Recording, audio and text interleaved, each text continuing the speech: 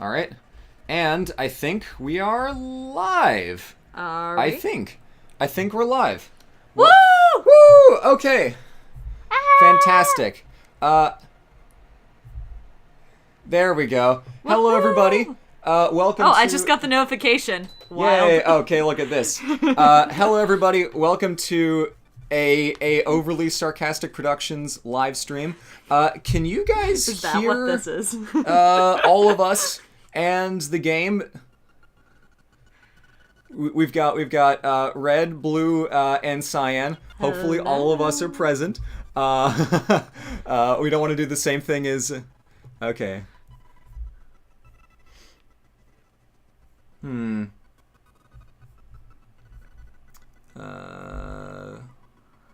Yeah. So we are working on a little bit of a new software. This is Streamlabs. It's different from the usual OBS that we have in the past. So hopefully our stream isn't gonna explode this time. That is the ideal that we are chasing today. But where's the fun in that? Well, yeah. Huh. Indigo says... No game audio. Game audio is currently not a lot just because we're standing on one spot, but if we can't hear red... Oh. Oh, jeez. But I have Can they not hear red, or can they not hear me because I was leaning away from the microphone? Well...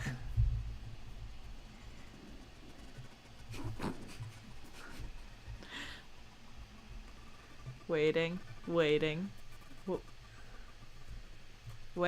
They're on a delay. No, can't. Okay, no red. Yes. Alright, let me attempt to fix this.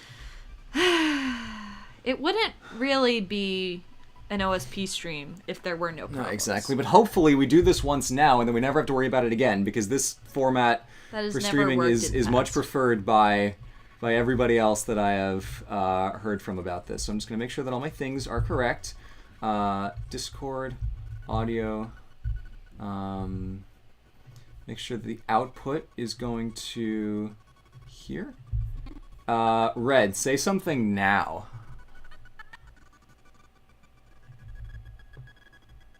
Okay. Red is showing up on the thing. But now we can't hear red. Hold on. Where do you have the Discord output going? It's right here. So I have two output devices. I have this, which is the multi-output device, which is where now we can hear red right now. So now we can hear you again, but it looks like... Is that Indigo again? I think that is Indigo again. Oh, Indigo said that she heard red. Yes. Oh. Robot red. Oh, Jesus. Not again. Hello, fellow humans. Are you enjoying having skin today? Why is this happening?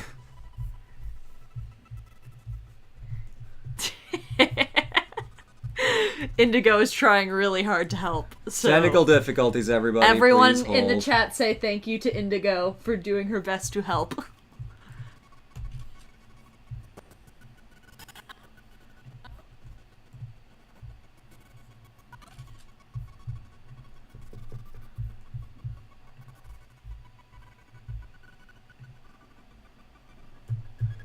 Let me see if I can do something about that. Hello, Indigo. Hi. Hello. Hi. Hi. Turn me around so I'm facing Okay. Indigo's on, everybody.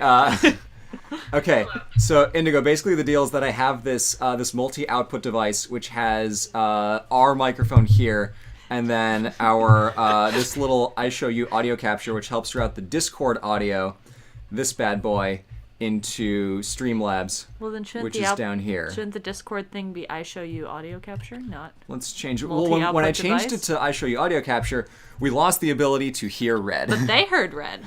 But then we couldn't hear Red. I think you have Red's input really low wherever it's a little blurry on the FaceTime call. Oh, okay. Through, but I believe worst part of your problem is that Red's input into the new system is very low. Does this change the output volume or the input This just volume? this changes what we hear. Yeah, so That dial. Oh man, this is why I hate streaming. I don't know if Red's chatting.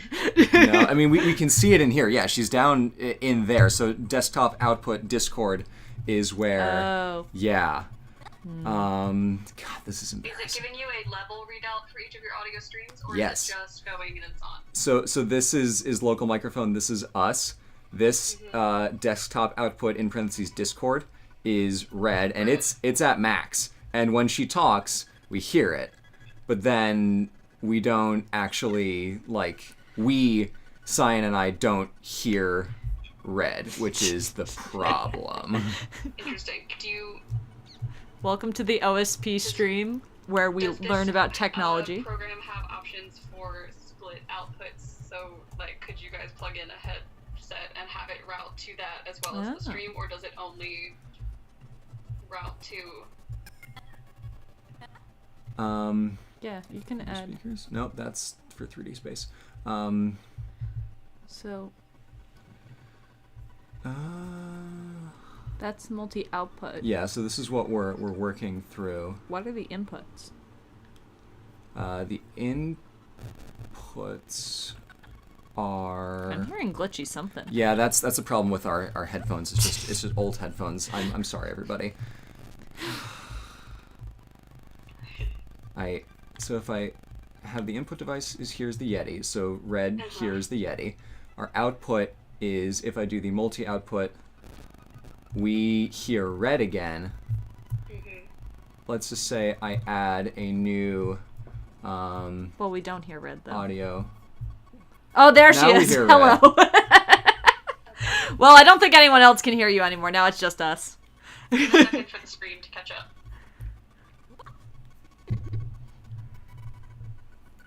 I've got you both in. It's coming out of multiple ears. Wow. Really? Oh, well, fuck me. Let me try to add You are a new... on live still. I know. Do they hear you now? Okay, so we can hear Red very, very quietly, and I think there's two possible things that are happening. Either Red needs to up the gain on her mic locally, or I've also upped the output volume on Discord. yeah.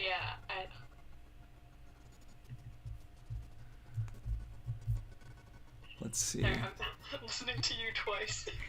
I got the stream in one ear and Oh, this call in the jeez, other. yeah. Red, just start chatting. Yeah, Red, just keep talking. I'm seeing in the chat soft red screams and whole lot of red. Yeah. We could just route Red through my phone again. Oh no, but I want this to work. The whole point of this brand new setup is that it would work.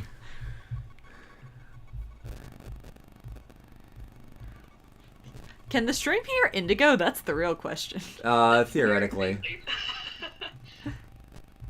I think. I'm gonna try to add a news source. Might be hearing Indigo. Oops. Alright, let's do if you can hear me. So you're routing Discord into. Okay. Red, can you say something for me? Me. Okay, let's just try this and see if... Okay, glitchy red. We hear indigo. Indigo, yes. Red, no. Return of Robo Red. Didn't you say that after we changed, before that we changed the audio input though? I don't know. I can't see what you're doing. That's fair. Alright, if you can hear me, type that in the chat.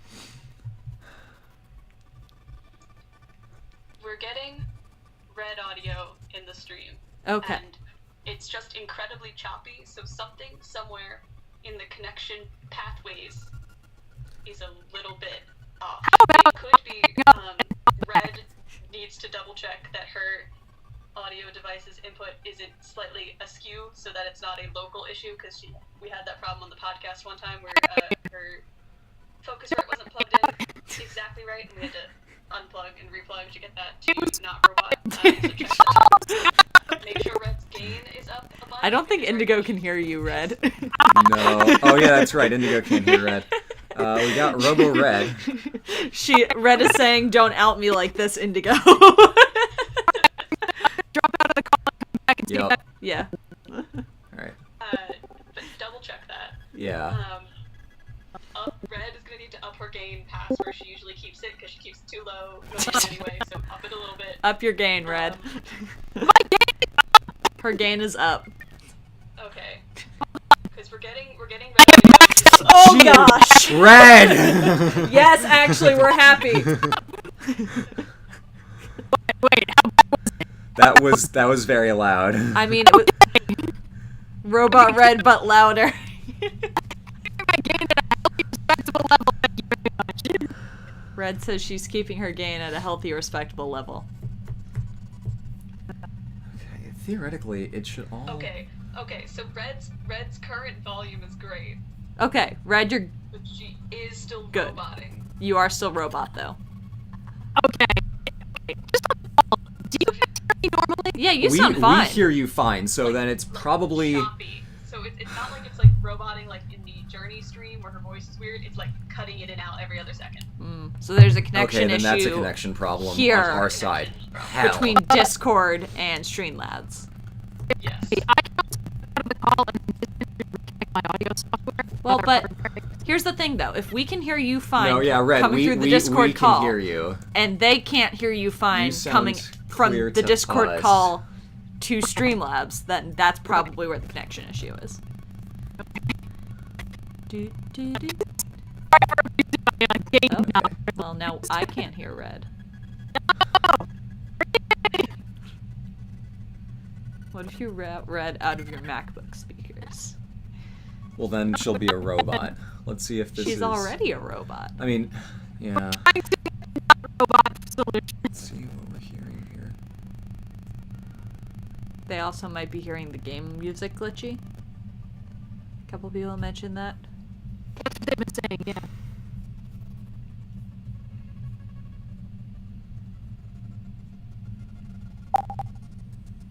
Red should definitely double check the Focusrite plugin, because this is, regardless of what you're doing on your end to alter the inputs into Streamlab, Red is having the same cutout issue, and I think it might be a local issue. Alright, give me a second. Red says, give her a second. Do do do do do do do do do do. Song of the Windfish, come save us. Do do do. People are listening to this nonsense. Do do do. Oh, yeah, we dropped half our viewers. That makes sense. Did you? Yeah, we were. Oh no. No, back you're to still- two. Okay, you're still at It's at 2,000. 1,000 for a second. Nah, boy. Everyone's here to watch you try to technical difficulty. Hello again, Red.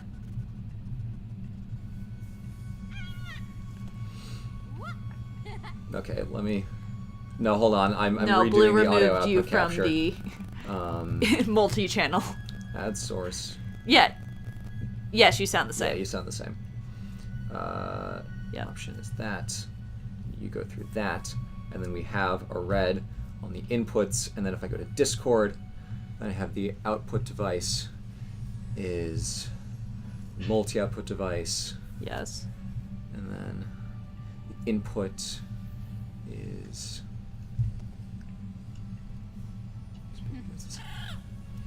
I don't think you need to configure the speakers for the input device.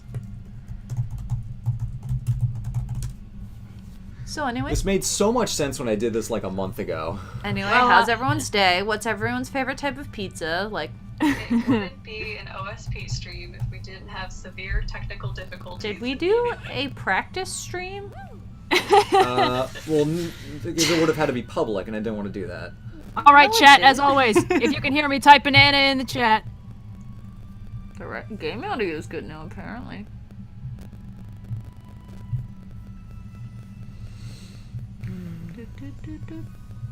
I just don't know. Wait a minute. I just totally played the stream audio when I was there, Oh. and it was fine, and I sounded great. Huh.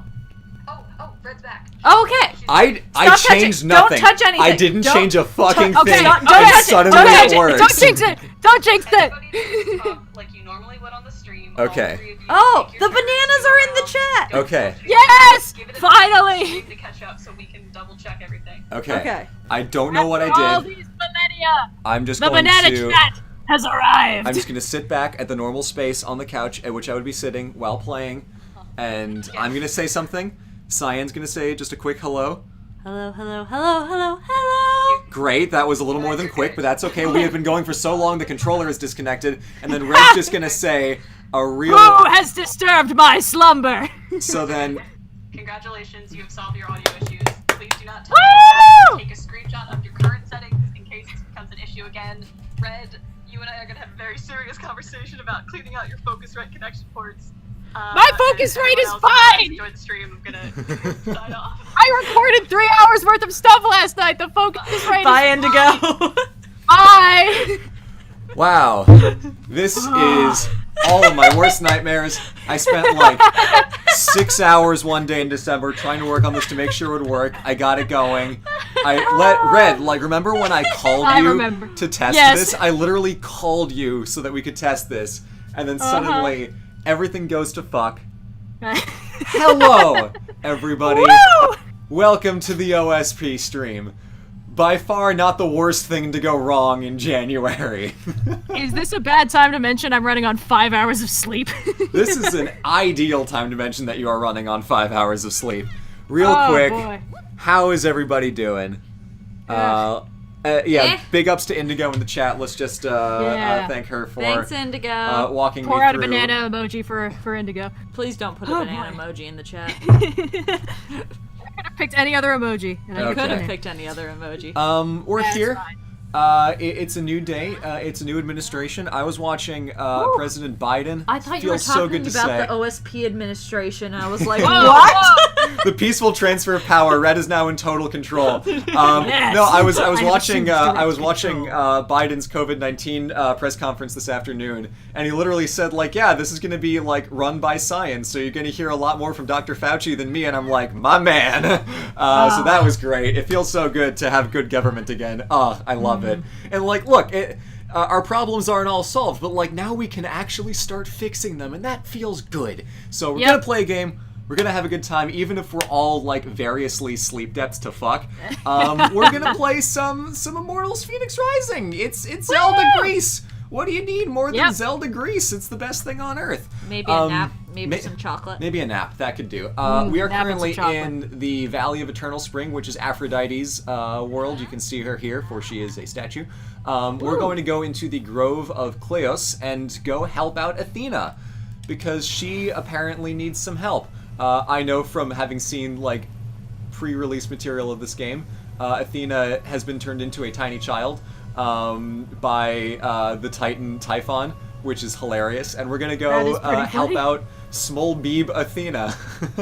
Lest we forget, Athena was canonically never a child, which means this must be a new experience for everybody, and Yes. probably kind of a nightmare for the Olympians. Yeah, this game is Sure. fun because they really riff a lot on the myths. They clearly know what they're working with, so when they like crack jokes at the expense of various characters, like, it is coming from a very informed place, which is what makes it so fun.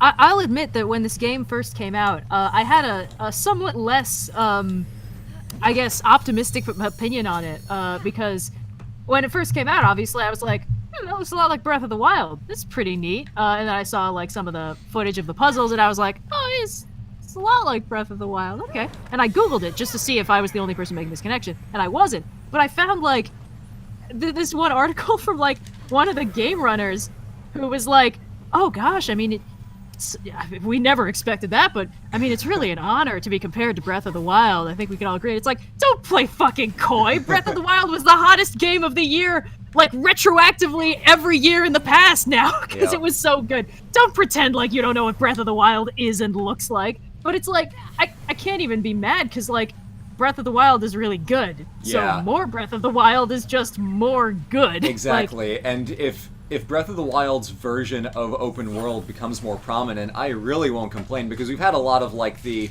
very like Ubisoft-y, Witchery, Skyrim-y, like it's an open world sandbox, like go do stuff, follow the waypoints, you know, Assassin's Creed's bread and butter. But it's cool to have more open world games that are much more of the it is truly a open like world. It's a sandbox. Go explore, have fun, discover things. We're just gonna let you kind of figure stuff out.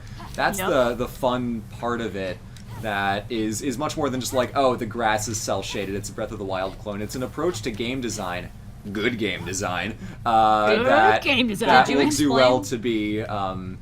to be emulated more. And it's cool to see other games working with it because like this game is a very arcadey take on the Breath of the Wild formula. It brings in a lot of RPG elements, which Breath of the Wild doesn't have because it's just a pure open world adventure.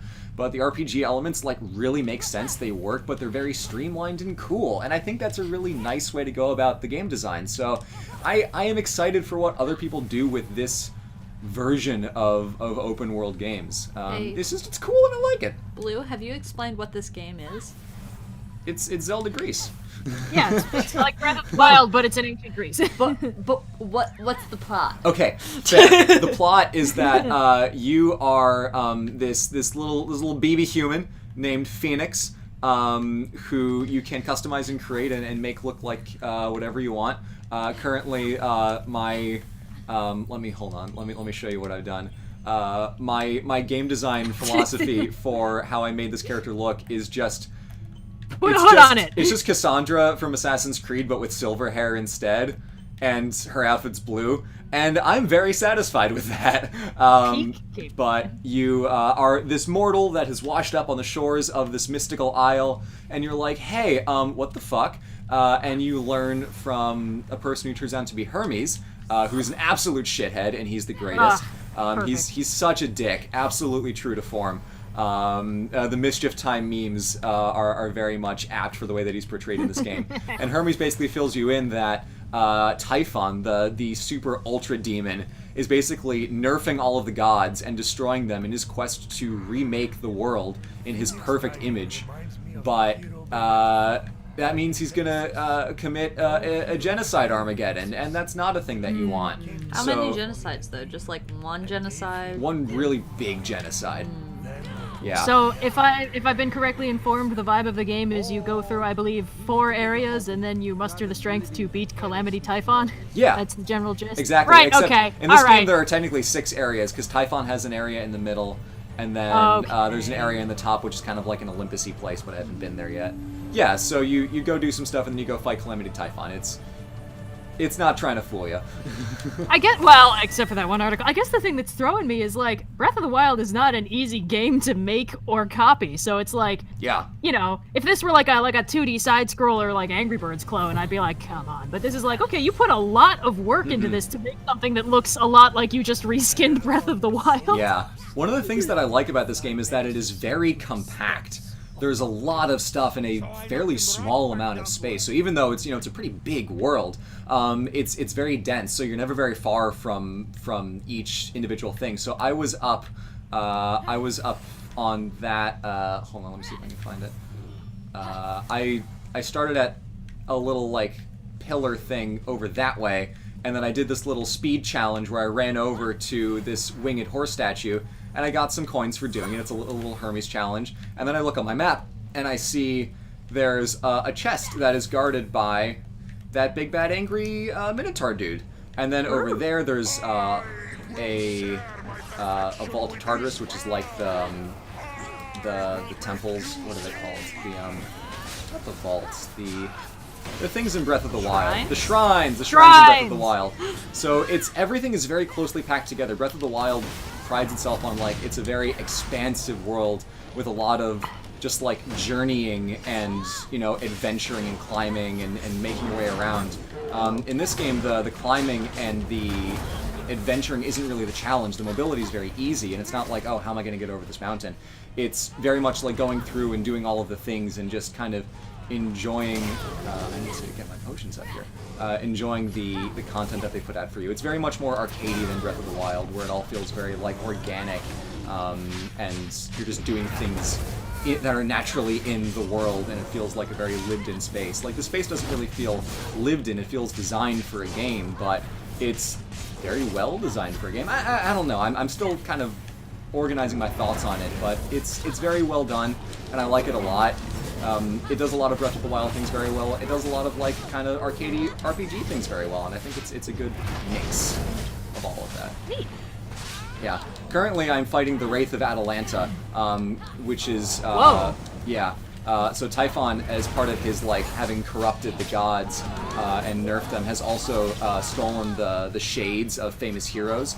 So every area in the game has its own, like, person to fight, and in the Athena area, you have to fight Atalanta's shade. Alright. Okay, just for the sake of efficiency, I'm gonna need everyone in the chat to just assume that whenever something pops up that was a thing in Breath of the Wild, just, like, insert a snarky comment from me there, because we will not have time in the day if I'm just like, hey, that's like that thing they did in Breath of the Wild. So, you know, just like, yep, we get it. It's basically Breath of the Wild but ancient Greece, like, down to the minutest detail, but we like ancient Greece, so who's mad about it? You're telling me that the people that run this channel like ancient Greece? I know, it's Slander so, and lies. like, it's such a surprise. The one other thing I really like about this game is that it is genuinely very funny. In a way that a game like Breath of the Wild can't even compete with. They are just constantly snarking. And I've heard it described as like, you're either going to love the humor in this game or absolutely hate it. Who loves it? I like it. I've been laughing my ass off all the way through this game. It's just so dumb and so fun, and whenever I think of a joke, the game will usually make it within about 30 seconds. It's fun. I think part of the... I haven't made a judgment on the humor yet because I haven't seen much of this game yet. I haven't played it. But I've seen some footage of it, and I saw some stuff, like, where I couldn't hear the audio, but I could see the subtitles of Zeus and Prometheus having the conversation. And there's something about the way it was subtitled where I was like, And that feels like the slimmest thing to be judgmental about, but it was like, I don't know, something happened, and Zeus was like, oh, that's not good, and it was like they transcribed the O with like 4 H's, and I was like, come on, man, that's unnecessary. Well, it depends on how long he held the O, because, like, if you can't hear it, and he's gonna go, oh, that's unnecessary, or if he's like, oh, that's unnecessary. Well, that's the thing. I am a big fan of, like, writing scripts in a way where it makes it very clear how it should sound. But subtitles aren't often written like that. So it just kind of, I don't know, I think it's good. It's just, you know, it was just a little thing where I was like, okay, they wrote that specifically to be quirky. And I don't know if that works for me. That's fair. I don't know. I watch a lot of things with subtitles, as in, like, pretty much everything. Oh, me too. Yeah. So, I don't know. I always kind of appreciate when they, like, transcribe the, like, tone as best they can, because it's not an easy thing to do, I'm sure. It's definitely not, no. I think in this case, it struck me more like that was what it was like in the actual script they gave the voice actor. It's like, we need real stank on this. We're gonna need 4 H's, and I'm gonna need you to deliver it at like a solid 8 out of 10. And it's like, okay, all right. Oh, that's not good. Oh, okay, dial it back, reel it in. That was a 9. We needed 8. And it's just like, I don't know. It's something about it. Like, That's fair.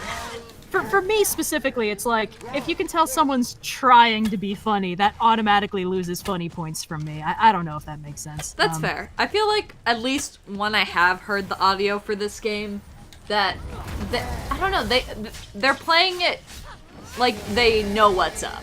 Yeah. Like, Okay. they play straight some things, but it's usually like, Zeus is like, who would do that? And Prometheus is like, who would do that? And Zeus is like, did I do that? And Prometheus is like, yes! It is Okay, genuinely alright. very funny. There's one entire section where Hermes is basically like smeagolling about what Fenyx is gonna say. So Hermes is like, and then you'll say, oh, well, we need to save it, and then I'll say, oh, well, why would we do that when it's going to lead to certain doom? And then you're going to say, oh, because it's right, and there's no point! It's very, very funny. I genuinely really like the game with the humor, also because Zeus is always the butt of the joke. He's always the butt of the joke, which demonstrates such a good knowledge of the myths. And they don't shy away from a lot of the stuff. Like, they get into a lot of it. But they make it clear, like, Zeus is the shithead here.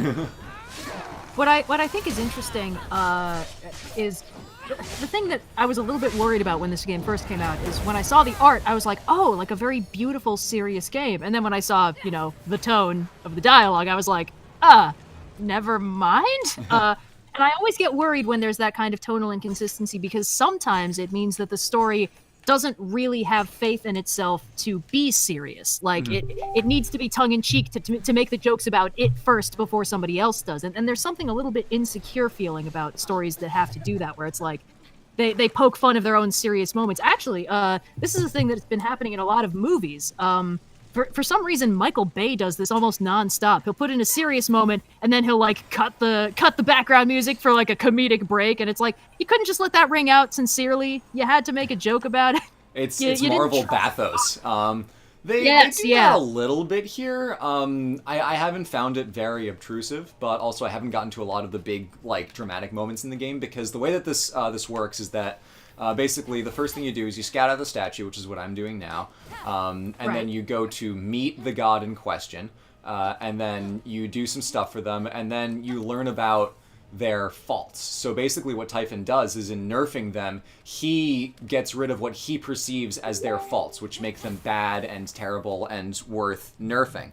But you have, in the case of Aphrodite, you know, she becomes very, like, generous and loving and caring, but she loses, like, all of her vanity, her sense of, like, self-worth, and there ends up being a very, like, surprisingly deep moment where she feels like she's never good enough, so she covers that with vanity and just being an absolute diva all the time, and it's actually, like, it hits a little bit. It's not, like, you know, Oscar-worthy or anything, but, like, it's, they don't just play it as a joke. They genuinely actually go for it. Oh, this is the Aegis. There you go. Oh boy. Hello, Athena's boobs. Okay. But, come on. It's better than the straight-up Zeus dong in Assassin's Creed Odyssey. Remember that? Remember when they put a Zeus dong in Assassin's Creed Odyssey? No, actually I don't, but thank you for reminding me. I also don't remember that. But no, they do have some moments in there, and they actually let them, like, happen. So here, we scout. Now we see the entire Grove of Kleos from the top of this almost carbon copy of the statue of Athena, Parthenos, from Athens. And this part of the game is really cool, because it's very, like, it's just a bunch of acropolises, and that's a cool piece of design. Sorry, Blue, quick thing. Yeah. If you have Facebook open on your computer, I don't. you might want to close it, because the notifications were coming through somehow. Oh, shit. I wasn't getting the pings. That's because the audio's going not through your speaker. You don't have that audio going through. Sorry. Whoopsie I daisy. thought I got rid of that. Fenyx beheld a magnificent structure, All right. the archives, a place to study. Yeah, so I really like this part of the game because it's just like a very urbanized, temple-heavy, Acropolis-looking kind of place, and that's just cool. You love all your children equally, of course. So I think this game is a really interesting case study because whether you like it or not, there's so much to discuss about how it works, and I think that will be of really great use to a lot of game developers as they are, you know, thinking about how to make games that are like Breath of the Wild. So far, like, the second example is this. So I don't know. I think there's a lot here. I obviously like it first and foremost because it's fantasy Greece, but just from a gameplay perspective, there's a lot of interesting choices being made here and how it adheres very closely to the Zelda formula and how it does actually choose to deviate. So I think it's neat. We are going over there. That is our beacon. But there's a lot of other cool stuff in here. One of the things where this game kind of breaks is that when you get up high, you can mark things on the map. Like that's a mosaic puzzle that you can do. And basically, you can mark every single thing on the map when you get up here. Just go around tagging everything, and then you'll just have icon soup. The way that I was told to play this is to not do that. Specifically so that I am in this area. I just previously marked some things of note as I saw them, just in my own like that's a cool thing. I want to go there later, and you can drop down pins. So like, what the hell is that? I don't know, but I'll go check it out later, so I can drop a pin on that. Snakes. The way to play this game is to not turn it into Ubisoft's map icon soup. This game lets you do that, and I wish it didn't, because it would be a better experience if it didn't even give you that option. But you can play this game in a very like free-form, go where your curiosity takes you, and that's when it's at its best. So that's a feature that I wish they had, but it's cool that there's at least. Are you saying you don't like soup? Soup's okay, just not icon soup. And they throw the cans of soup. They got bags of soup, big bags of soup. Soup is okay. How could you? Soup's better than a brick. You can't throw a brick; it's too heavy. Too heavy. Red, have you not seen that? It's I don't think so. It's a TikTok. I thought you... It's a TikTok of a quote from former president and soon-to-be convicted felon ? Donald J. Trump. Okay.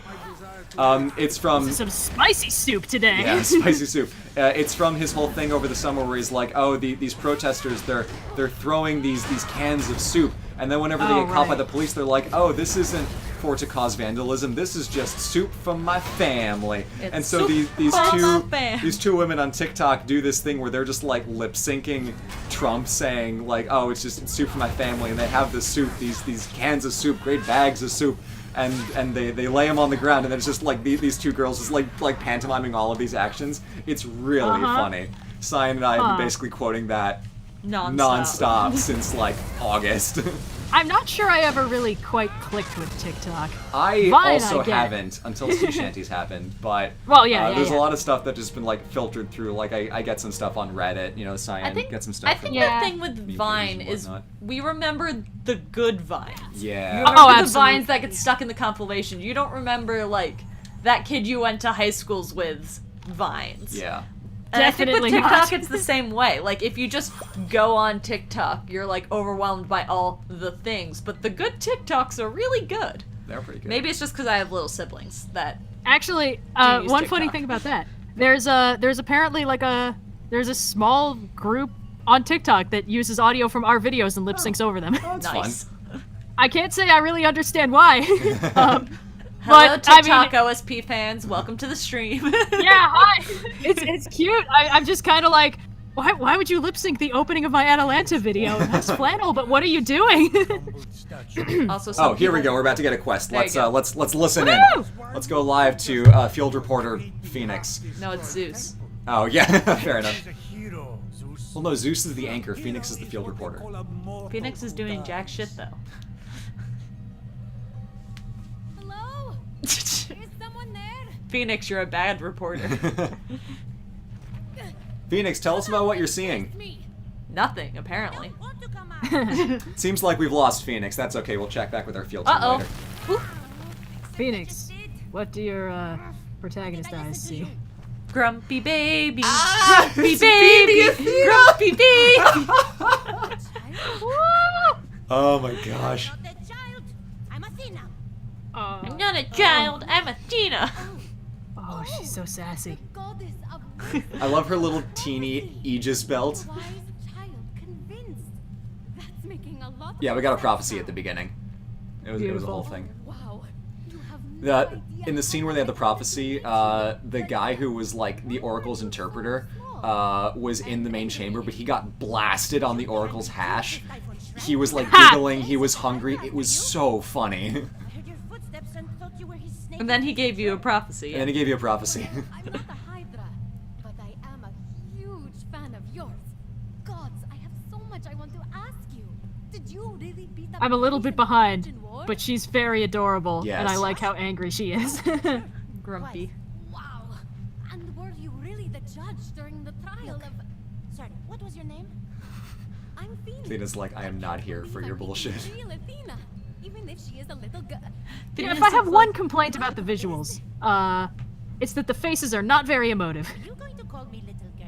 No. I no, just they're got to the not. bit where she like put her hand by her face to kind of be secretive, like, did you really beat Ares in the Trojan War? But her face was like, straight up just Barbie expressionless. Grumpy baby. Baby Athena's very grumpy. I love Athena's Yeah. expression. Yeah, Fenyx is a little harder because they have to basically rig up to 8 different facial structures, and that makes the individual animations a little tough to keyframe. But the other characters only have one skeletal structure, so they can be a little more emotive.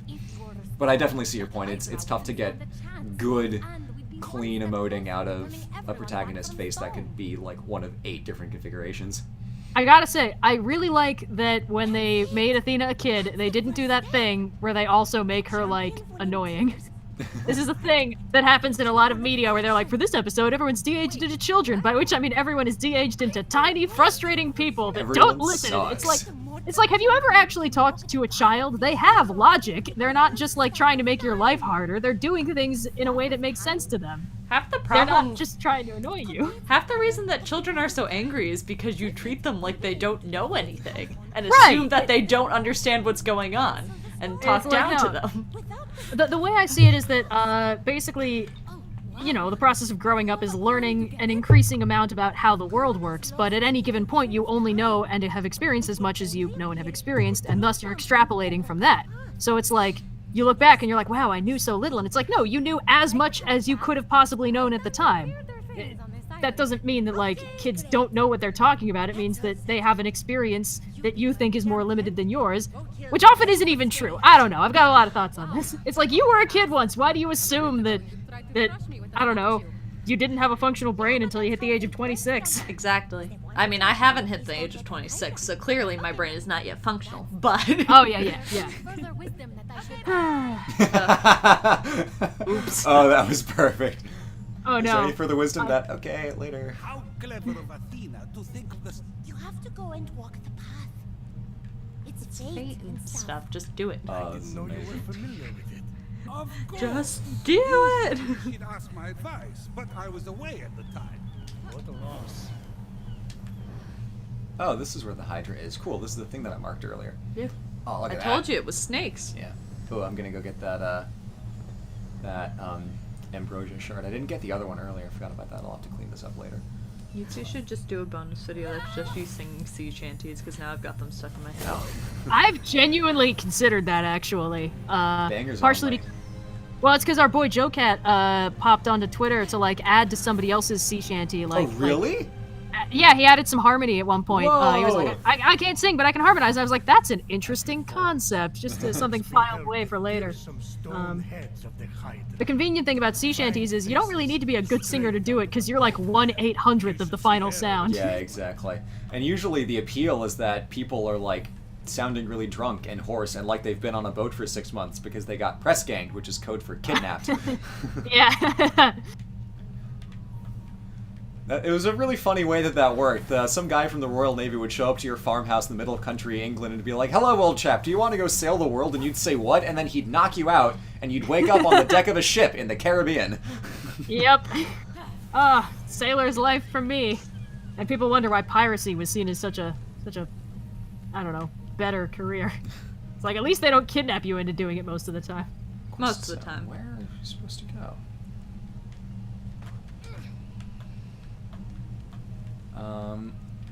The Hydra's got to be somewhere around here. I mean, we're in the quest zone for the Hydra, so let's go over here and let's do the little shooty arrow challenge. These are fun. Fenyx approached I like the the music shadow that they play. of the Yeah, the music in this game rules. Oh yeah, that thing was proof of Heracles' vast stupidity. He cut its heads off with Athena's magic sword, but they kept growing back until there were twice as many. Yes. Yeah, I will say that I feel like Breath of the Wild kind of heralded a new generation of open world games that actually have enough stuff in the world to make exploring feel good. Yeah. Because, I mean, I've complained at length about Skyrim before. I got nothing against it. I've had a great time playing it, but not because I actually followed what the game wanted me to do. Yeah. I have been enjoying playing Skyrim so far, and by that I mean I'm enjoying buying houses so I can adopt as many children as possible. I never figured out that part. I just picked a direction and went, and See- I would tell ballads of the amusing glitches I ran into along the way. Fun. No, see, Yeah. I just felt bad. The first city I got into, this person's like, "Will you be my mom?" I'm like, "Ah!" And thus began the You quest. asked so nicely. Thus began the quest of me stealing everything from everyone so I could sell it so I could buy a house.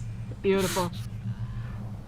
Yeah, I had a tendency to just kind of like wander around, which basically meant I ended up in places that I was kind of underpowered for a lot of the time, but I was pretty good at cheesing it, so like I could, work my way through dungeons that would have been easier if I just, grinded up to be like 30 levels-ish higher.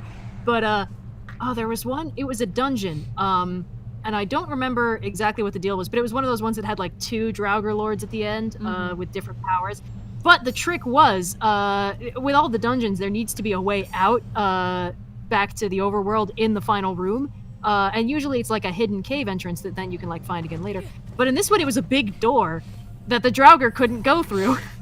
So whenever they got my health down, I would just duck out into the tundra and then like eat 13 cheese wheels and go back in and set them on fire again. And eventually I managed to kill them, and I was like, very nice. And I got my stuff, and then I went out, and that's when I discovered, the game had been doing this interesting thing, where every time I went out into the tundra, it had been like, the player is here. Let us spawn an ice troll. So there were about 17 of them on the mountainside. Good. When I was like, that was rough, but at least I'm finally free, and what are all those dots on the map? So I had to like sidle my way up the mountain until I was far enough away that I could fast travel out of there. So... See, that's the real joy of Skyrim to me. It's all about the glitches and the stories you can tell about it later. Because the game itself is like, let's be real, the color palette is dingy, the character animations are hilariously flat, the dialogue is really weird. Everyone is really- Jarl Balgruuf. It's the same fucking guy across all of Skyrim. It's like they got Patrick Stewart to play one character and then everyone else is like 3 people. So, anyway... that's why I think the real joy in Skyrim is when it fucks up hilariously. Like, I did one of the DLC... I did one of the DLC quests, I think it was the Soulstime one, where, like, the bad guy is, like, this revivified ancient evil dragonborn, which would have been super cool, but this was, like, the glitchiest... I don't know what was wrong with it, but, like, first of all, there's a bit where you're on a tower, and he's, like, on a dragon flying around, and he's supposed to loop around a bit and then come in and attack you so you can, like, hit him with your sword. But he never did that. He just circled me far away while I was up on this tower with nowhere to go. And once I ran out of arrows, I was like, was I supposed to be able to snipe him or what? And I looked it up, and it's like, then he will move in, and you can kill the dragon and absorb its soul. And I was like, he what? When? And then to add insult to injury, when I finally killed him, he clipped through the fucking ground. He couldn't get his stuff. So, it was a total bust. Anyway, good stuff. The first thing I did in Skyrim was run all the way across the map so I could find the Thieves Guild so I could sell all the shit I stole. Which meant that I ended up killing a dragon, because there's dragons that spawn that way. Which apparently you weren't supposed to do yet. Nah, it was fine. Yeah, that keeps happening, and I do like the random encounters more, especially the ones with like random dragons in the mountains. I had one, I think I've mentioned this on stream before, but I had one where I ran into a random dragon, and while I was fighting it and it was circling around to set me on fire, I was obviously going through its stuff in the chest, and I picked up an item, this little white crystal ball, and it started yelling at me while I was getting set on fire by the dragon. It was like, another hand touches the beacon. You seem very unworthy, but I guess it'll do. And I'm like, lady, I am busy. I'm busy being dead. Shit, hold on, my and then the computer's low on minute I battery. killed the dragon, Oh, heck. oops. Heck. But yeah, the minute I killed the dragon, the orb was like, all right, and it boarded me like 500 feet in the air and was like, all right, bitch, you're gonna go find my magic sword. And I was like, what's happening? So, apparently this is kind of a notorious thing. I don't know, when I mentioned it, the chat was just filled with people going, another hand touches the beacon, so I guess I'm not the only one. Had an encounter with the danger orb. Oh yeah, I encountered the danger orb, but then forgot what I was supposed to do with it. I think it gets you like a sword that freaks out undead and sets them on fire if you hit them with Cool, it. perfect timing. That's I just looked back at the stream and I'm like, oh heck, we are almost out of battery. I charged this up to full earlier. One of the things I do like about this game more than the other games like Skyrim, Zelda, Witcher is the way that the combat is it's not the deepest combat, but it works really well, and you don't have to go trudging through your inventory in the middle of a fight, which is the thing that I hate the most about all of those other games, because it's just like raw inventory management where you get hit by a thing and then you go to nosh on 18 wheels of cheese. And there's something that feels a lot better about pressing a button to scarf down an instant health potion than opening up a pause menu, completely stopping the flow, and then thinking, what meal would I like to eat to punctuate this battle right now? It's a shorthand that keeps everything quick and zippy and brisk, and that's just, so well done. I like it. It's one of the things I really like about this game. Beautiful.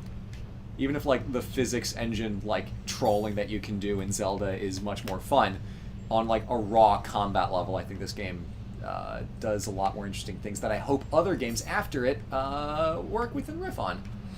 Yeah, I'm kind of glad that this is inspiring. I mean, like, you know, this always happens when something new and exciting in a genre really, really works. You get a whole bunch of people that try and do it again. And with Breath of the Wild, it's like, it's got so many good ideas that even just riffing on half of them will vastly improve the situation just overall. Like, yeah. Did I not get all the things? Was there a chest that I didn't get? Whoops. What the heck? When the rift doesn't close, it's usually because you didn't, like, get the thing. There's something extra secret in there. Well, I'll go and take a look. But, yeah. And we can go back to Athena and see what the small bee wants us to do. yeah. Tell me He's your like, kill the your Gorgon! Yeah, what the heck?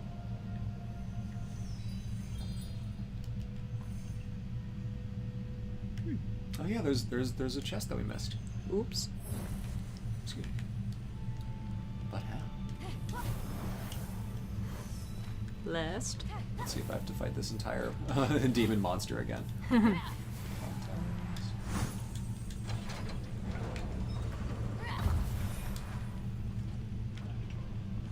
Yep, we do. Damn it. Ah. Oops. Oh, the chest is behind the thing. Oh, I'm stupid. Duh, why wouldn't you think to look behind the demon monster for the chest? Yeah, come on, man. Usually there's only one chest in these things, so I was a little surprised that there was a second one.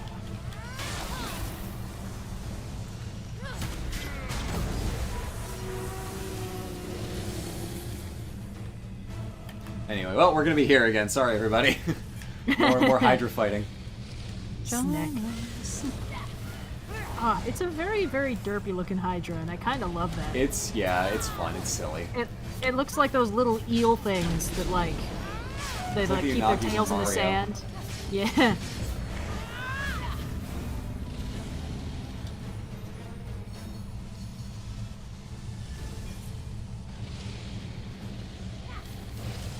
It does kind of remind me of like something you'd see in Mario Odyssey. Yeah. It's kind of got that aesthetic. It's a little weird. This game is like, it's very colorful, and it's a little more cartoony than Breath of the Wild. Like, Breath of the Wild is stylized, but in kind of an anime way. Yeah. Whereas this is a little more... But even then, it's like most of the characters look like, you know, people, and the settings are very elegant and ancient looking and colorful, which is good, but, you know, it's like marble and statues and stuff. Yeah. And then this does look like something you would fight in Mario Galaxy.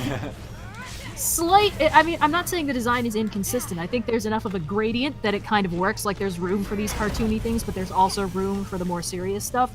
It's just, it is interesting to note that it doesn't quite have a consistent design thing. In the same way, it doesn't quite have a consistent tone.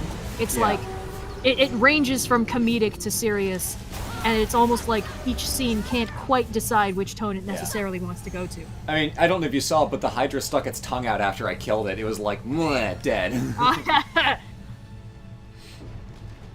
And then just, like, the sky in these Vaults of Tartarus are so pretty. I love the way these are designed. Ugh. It's auroras and stuff. Oh, wait, there's, Aphrodite should be in here somewhere. Ooh. No. Okay. Because after we did the big vault, to free Aphrodite from her prison of being a tree, she showed up as like a constellation in the sky, and she's not here. Maybe it was just for that one. Okay. Is that her? No, it's not. Anyway, all right. Let's go and get the chest behind it, so I don't have to do this again a third time. Bore you all to tears. How many people are here today? 3,389. Wow. Yeah, it's pretty significant, Holy honestly. hell. Thanks I think we for don't popping go above in. 2,000. Yeah. There we go. Okay, now we get to do this thing.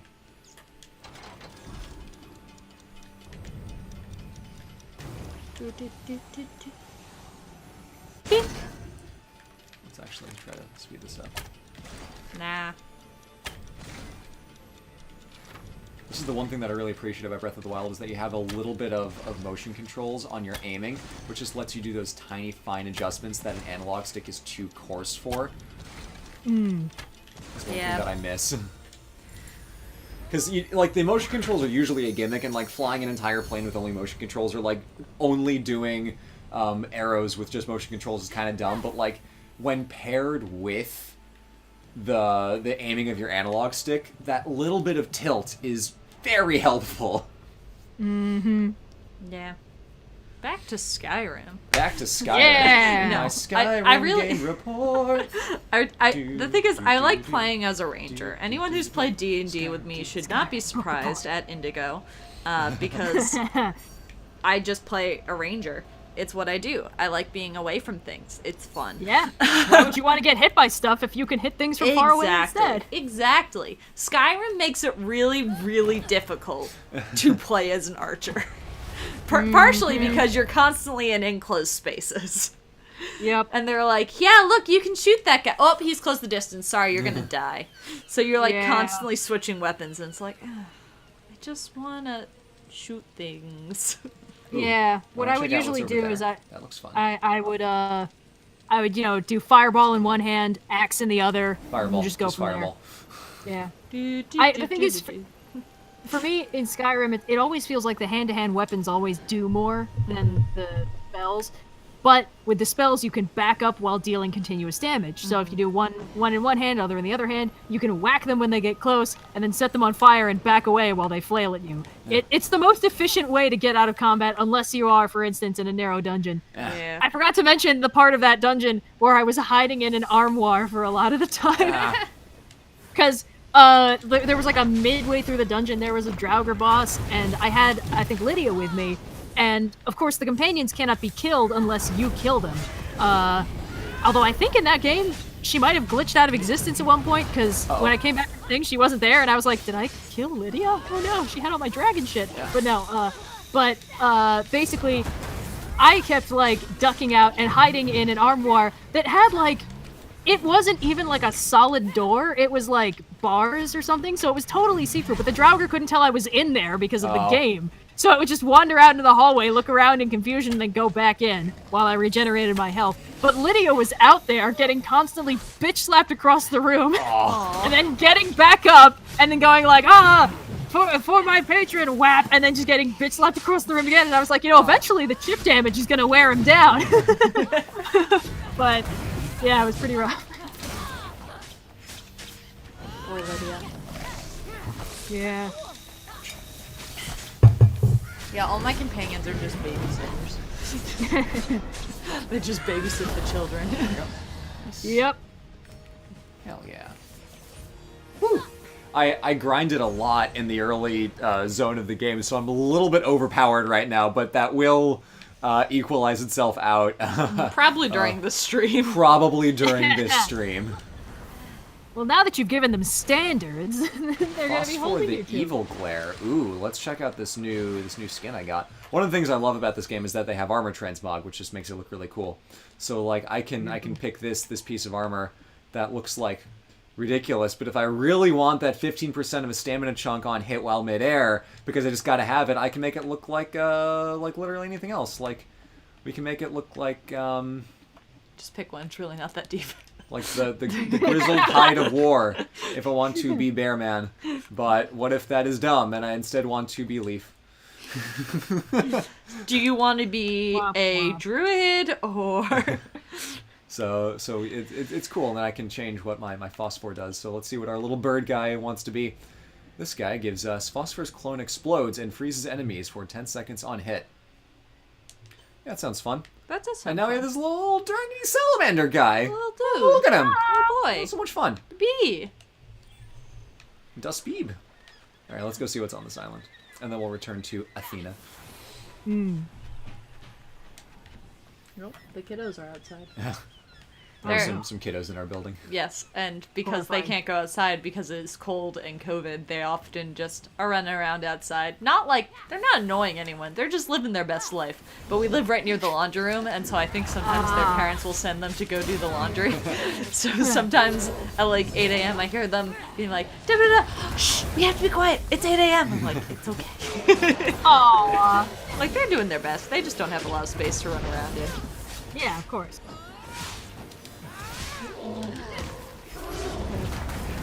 Now I'm realizing what the benefit of the podcast is because I'm so engaged in trying to play the game correctly that I'm not thinking of interesting things to discuss except for the Oh, game. yeah.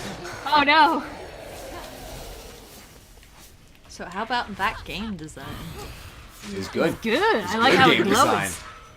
For those of you who watch the podcast, you'll know that Red stole my line twice on an episode. Humiliated me. Yes.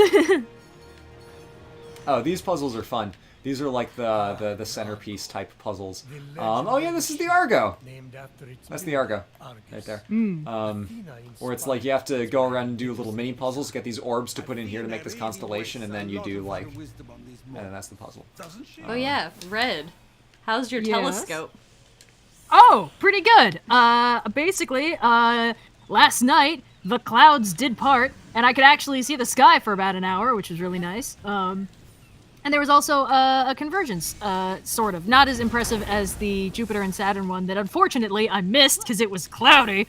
But basically Mars, Uranus, and the Moon formed a triangle. Sadly, too distant for me to capture them all in one frame, but pretty cool nonetheless. Sorry, I'm I don't getting a know, lot of work emails that by my supervisor who is like, "Hey," like I'm just copied on them. She's like, "Hey, can we get this compound? Hey, can we get this compound?" I'm like, "Oh, we're being assigned something that I don't know about." Ah. Love when that happens.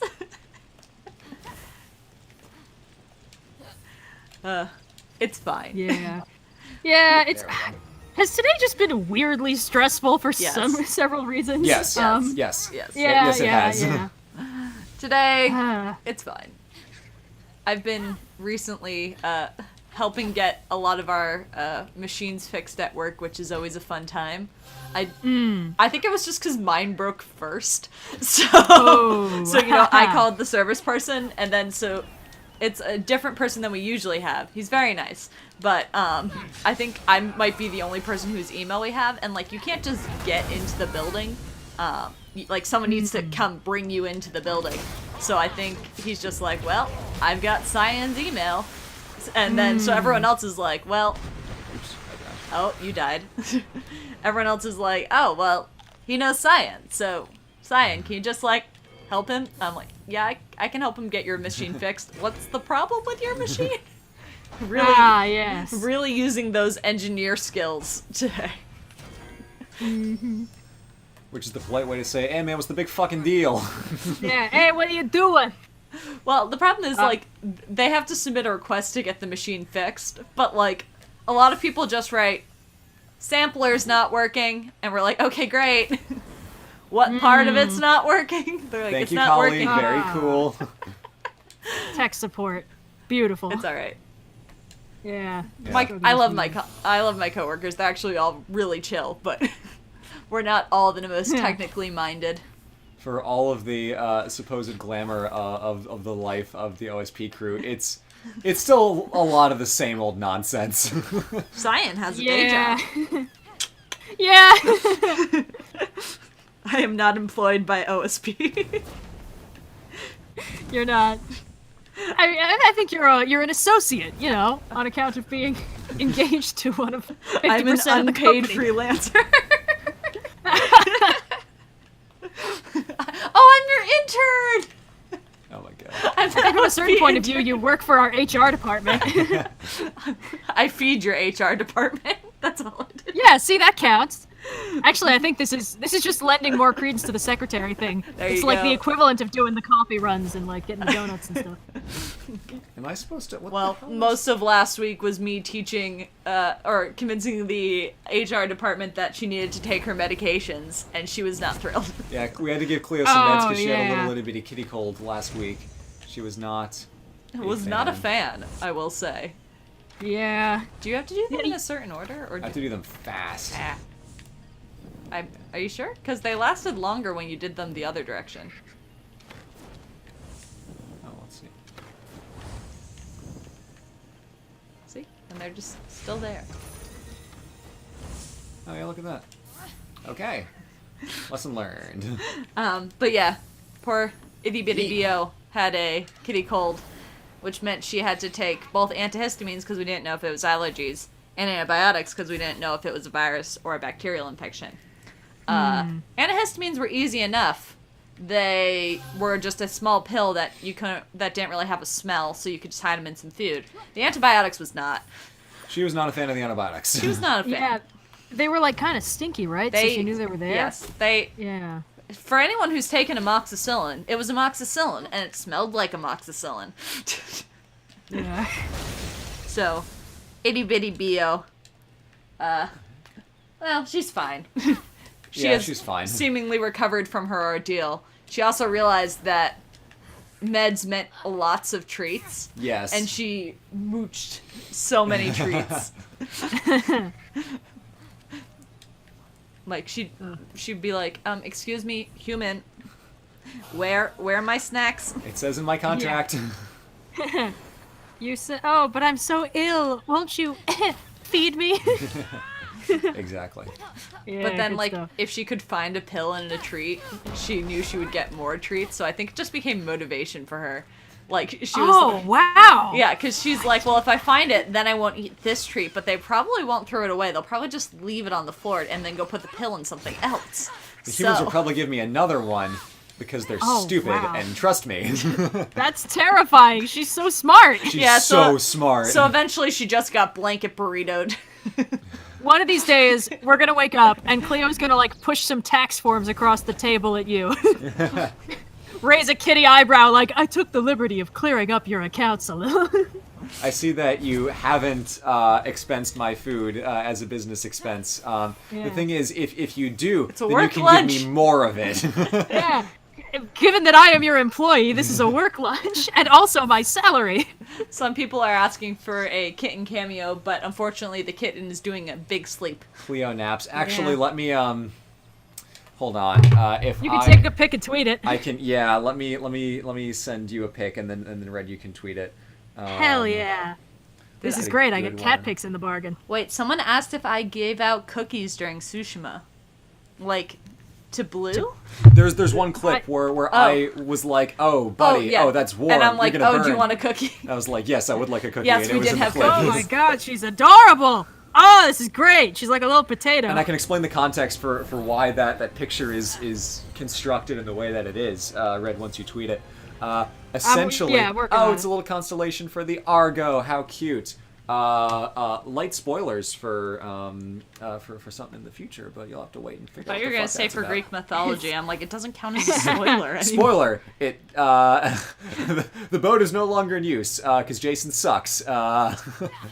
But anyway, the reason that picture is done like that is because recently we got Cleo to finally start using her little cat bed by putting a small little blanket on it, which is that dark blue thingy that she is napping on.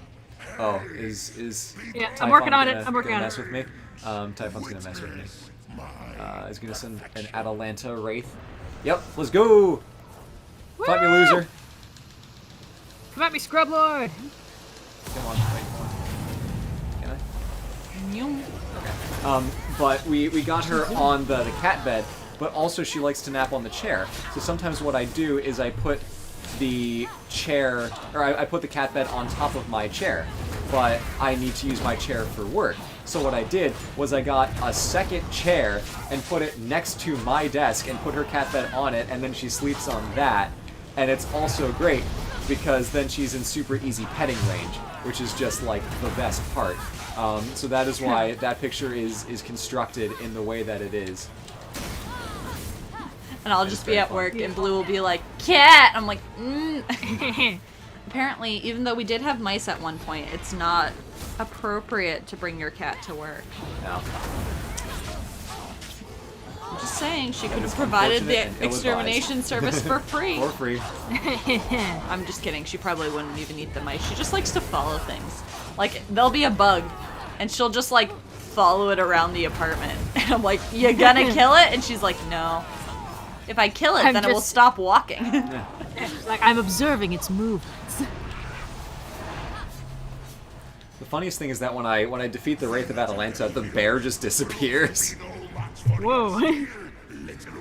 Big ups to Indigo in the chat for explaining what's going on. We appreciate you, Indigo.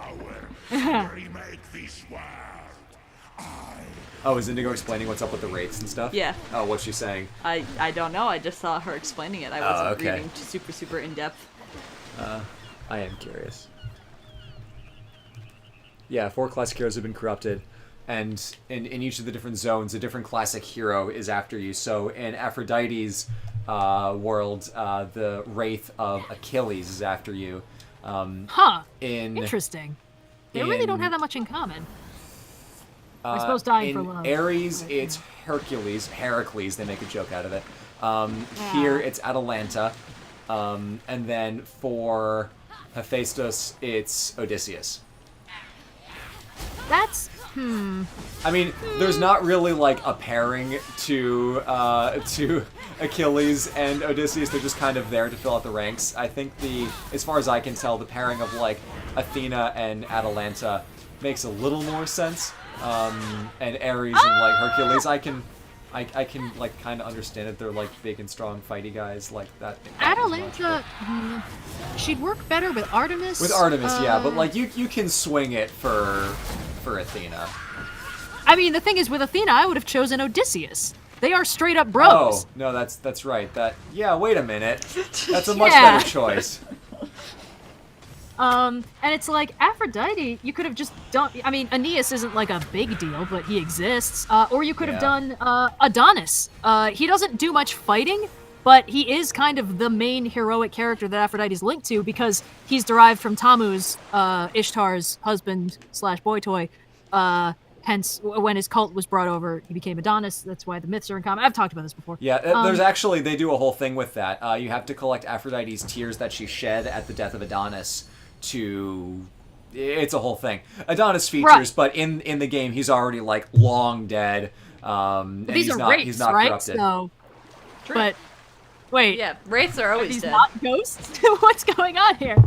Are these, like, corrupted living heroes? Is that the idea? I don't know if they've explained that I'm pretty sure you're the yet. only person alive right now. Yeah, I am the only person alive. Achilles is, it's kind of like explained that he is alive because your brother received the sword of Achilles as a gift, which Zeus was like, oh wow, I wonder why Phoenix's brother and Achilles were such good friends. They must have just been real, like, battle buddies. And such is good like, friends. Battle buddies. Yes, Zeus. Anything you say. Ares and Heracles, it's not a bad pairing exactly. It's a little bit odd. They don't really deal with each other that much, but they do have some stuff in common in the sense that Ares and Heracles are both somewhat aggressive and prone to fits of destructive rage, which is actually kind of rare for Greek heroes. They could have done, I mean, I guess, like, the chosen hero wraith makes sense as depending on which god it is. Like, if Hera were one of the gods, they could have used Jason. They already have the Argo feature. And, you know, with Athena, Odysseus would have made sense. Fucking...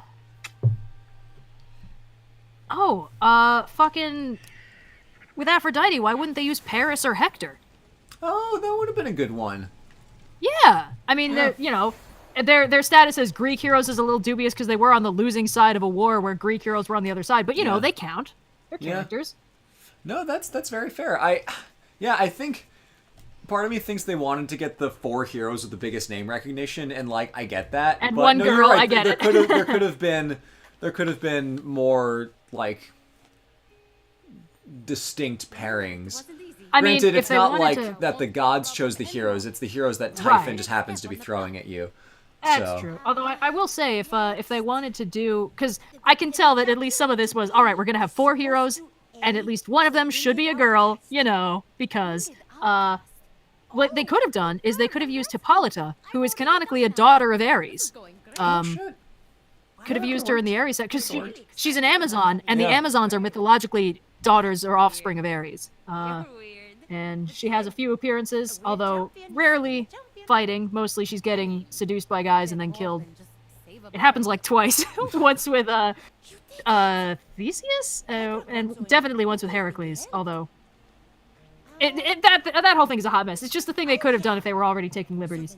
Anyway, Is to become like the great heroes. Yellow is in the stream. Hello, Yellow. I don't know if you've been here the whole time or if you just popped in. Our buddy friend of the channel, Yellow, aka Ludo History, who you can check out streaming historical video games on twitch.tv/Ludo History. Currently playing through Assassin's Creed Valhalla. I am so sorry. But he just popped into the chat to say we still have to let people know that, what was his exact phrasing? Still having to let people know about literally cutest couple, Blue and Cyan. Aw, thank you. Oh yeah, we have to study the paths of the heroes and follow in their footsteps, which I guess means beating up their wraiths. You got a shiny ring today. It has blue. I did get a shiny ring today. It's partially blue. Yeah. We ordered a custom wedding ring a ways ahead of schedule, and it showed up in the mail, and now we get to put it in a box, and I don't get to wear it until later. I made him try it on to make sure it fit, and now we don't get to use it for several more months. Yellow wants to know if you're on for Saturday. Probably. Yellow is streaming the Jotunheim with the Blue Frost Giants. New quest, go do hero things, thanks game. Yeah. On Saturday, probably 11 to 3. Are we doing anything on Saturday afternoon? I don't think so. No, because I was going to ask you at first yesterday, but you were asleep when Adam and I were texting. And I was like, I will ask tomorrow. No, the next thing we have on the schedule is just taking Cleo to the bed on Monday. Right. So yes, we are on. I forgot to ask about that this morning. Yellow, sorry. Y'all enjoying this peek behind the curtain? No, we're on for Saturday. I'll be on Ludo History's stream, and we will have some fun, making fun of the Jotunheim Blue Frost Giants in Valhalla. Fenyx came of a woman known for her stubborn. My favorite thing is just the slapstick, like full knockback ragdolling that happens when the heroes or these enemies just get flung out into space. Oh, we're killing all the monsters. That's what we're doing. Okay, cool. So then when we did the Gorgon, that was part of it. Sweet. I mean, that does make sense. Yeah. That is a fairly generic hero thing. Oh, what's this? Oh god, 3 years ago I could have read this, but right now, no. This Pada. I don't think I was that far off with the first part. The second word is Athenaein, so it's Athena.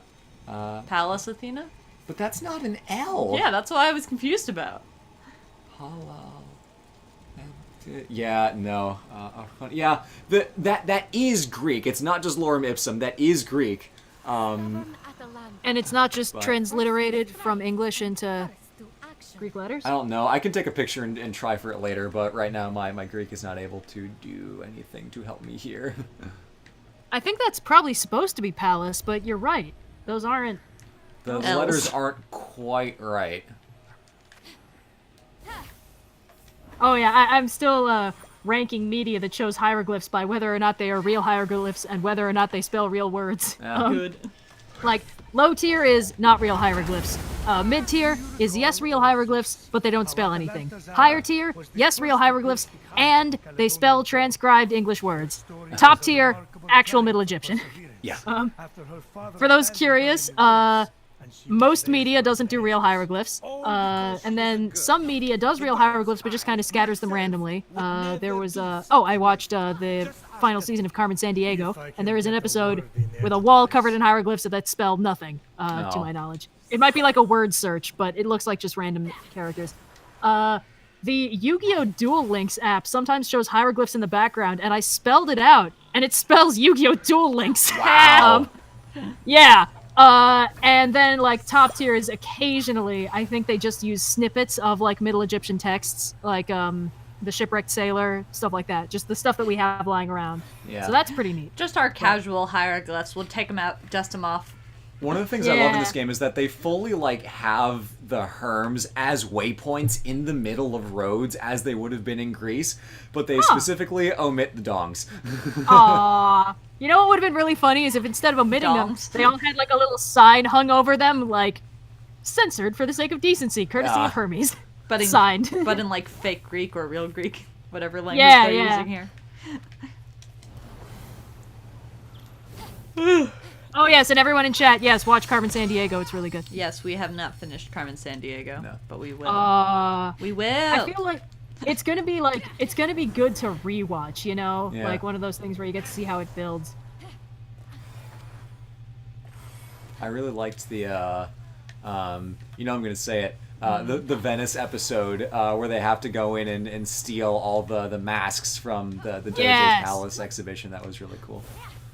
Good stuff. When Zach pretends that he's like, oh, I'm sorry, my English not so good, and then the Acme agent's like, oh, come vuoi, possiamo parlare in italiano. He's like, fuck. Oh, and then so good. Player has to That coach is him through perfect speaking timing. Italian. It's just so good.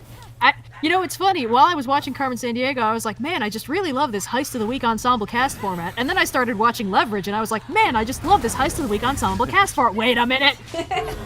It's not, like, every episode of Carmen Sandiego is called, like, the Caper. something caper. Yeah. Every episode of Leverage is called the something job. I swear to God, they are exactly the same show, just like one of them is live action and has no Carmen Sandiego in it. Also, everyone in chat, you should also watch Leverage, just, you know, in case you're wondering. Watch them both back to back. Give yourself brain whiplash from how heisting works. Ouch. I want to take a nap. Oh, Feeling mood. Hugest mood. Yeah, I don't think we're gonna run much past our allotted end time here. Yeah.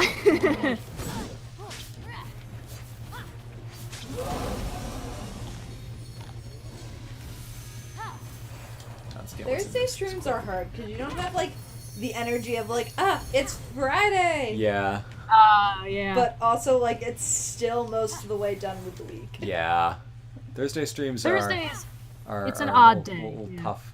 Oh, it's another one of these guys. Let's not do this right now. Let's go do the challenge for the Achilles thing. Let's go finish this quest, and I can go cleaning up the the rest of the game world on my own time here. What else are we talking about in chat here? Mostly they're just going Leverage, so that's my fault. My bad. So nice. It's a good show. It's on Amazon Prime. Everyone should watch it. If you have Amazon. Oh yeah, look, it's the exact mean- same Stella. It's not changed text. What a wrecking ball. But sometimes This is funny. you felt like you could just You know, you could probably use Google Translate and just use the like picture. Oh, thing. yeah. I no probably God, could. But game recognize game. That's all I'm saying. You know. This is like Zeus. Do you have feelings for Achilles? Who doesn't? No, I'm kidding. All of you was protected. Oh yeah, I've been meaning to watch the first couple episodes of WandaVision. I've heard extremely confusing things about it. Yeah. The show that found itself being the start of MCU Phase 4, really not planning for that. But still, Well, the people thing seem is, to like it. Well, yeah, that was kind of what surprised me because, I mean, this is kind of like my attitude towards the Black Widow movie. It's like, why should I get invested? The character is already dead. Like, you did this. You didn't have to. You were bringing other people back. Anyway, so you know, when I kind of saw they got announced, I was like, oh yeah, just rub salt in the wound, why don't you? Show us this relationship we'll never get because you killed a character that you didn't have to kill. I get it. Cool. But now it's like, you know what? I'm kind of curious about what the hell you're doing, actually. Yeah. I'm not sure I'm willing to get emotionally invested in a show where I know one of two main characters is already dead, but you know, it's like, seems like they're doing really weird shit, so I'm very curious about that. Where does this arm go? Where does his arm go? Well, you've got a foot. Oh, that's a foot. Never mind. There you go. Oh, the heel is broken. Ah, Adorable. now you've got it. Triumph over Achilles' trial.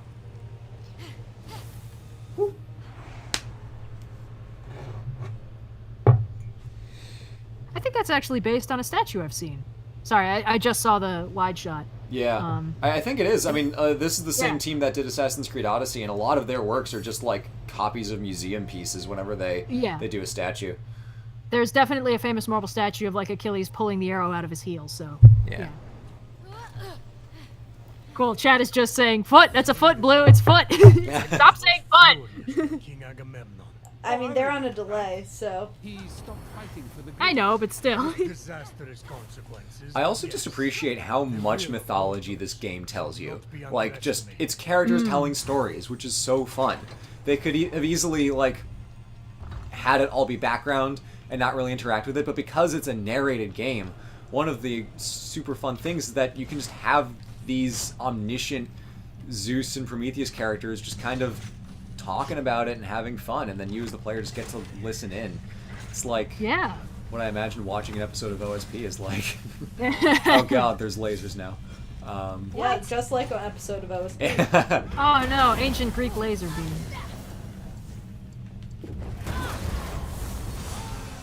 Like in Assassin's Creed Odyssey, there's like a lot of cool mythology stuff that gets done, and that's all well and fine, but not to the same level where like you have characters telling you about, you know, the history of it. Like we're in this game, the mythology is just like spoon-fed to you so interestingly and in such a fun way, where like you do a puzzle and it's like one of those little like fresco, like slidey tile art puzzles, and then afterwards the, you know, Zeus and Prometheus are just like, oh yeah, that's the myth of this, I remember that, that was so funny, look at how much of a dick Zeus you were, that's like ha ha ha. And it's just, it's cool that they bring those stories into the game itself and into what the player will directly interact with, rather than just having it be like window dressing. However good window dressing it is.